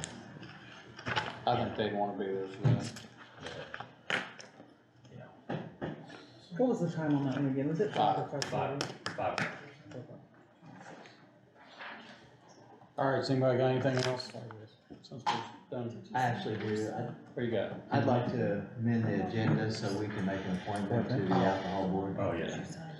Alright, Greg's made a motion to amend the agenda to appoint a member to the Alcoholic Beverage Board. So Greg's made the motion, Randy, I'm sorry. a motion to amend the agenda to, appoint a Alcoholic Beverage Board member. Yes. Randy seconds that, and I'll make that unanimous. Go ahead, Greg. Our original appointment, to the, our, Scott County, Alcohol Board, was Don Campbell, and, he had some, other conflicts and, priorities, family and such that came up, and, so with that, that left us in a position that, we needed to, sign a new member to that board. And, I'd like to, nominate, Gary McClellan, to that board. Alright, Greg's, nominated, Gary, McClellan to, be our representative on the Alcoholic Beverage Board. Greg, or, Randy? Oh, what do you think? I'm gonna vote yes. Yeah, okay, I'll second that. No, I'm fine with it. Randy seconds that, and I'll make that unanimous, so. I will say this, cause Jennifer didn't bring it to my attention, but on this little silly piece of paper I have here that I received last year that says when all the due dates for people and the renewal for people on boards come due. Our library board, appointment of Mary Beth Comer says on here that it's a 4-year term and the term started on 2022. That tells me that it only expired for 2 more years, but I received an email today from Darlene Hall from the library and said that her, service has ended as of January 1, and that she cannot serve again because she has exceeded the 16-year, I guess, state statutes that says that that's all they can serve. So she's telling us that we need to find a new candidate. She says they do have a quorum now, so it's not a drop dead, hurry up and do it, but try to get a name together by our next meeting and somebody you want to serve on the library board for us for the next 4 years. So, and I do have a name, but I'll hold my name till a later date. So, Randy, again, I know you like to talk. You got anything else you want to talk about? The weather? No, I was, upcoming go trip or in this something? meeting. Greg? I'm good, I'll second. Jennifer, you got anything? I don't think so. Did Zach have any further comments? He left the room. I know. It's like Elvis. Zach, do you have any further comments or any comments you'd like to make? All right, I'll entertain a motion to close the meeting. I'll make that motion. Randy makes a motion to adjourn the meeting. Craig? I'll second. Craig seconds that, and I'll make that unanimous, so turn the bird.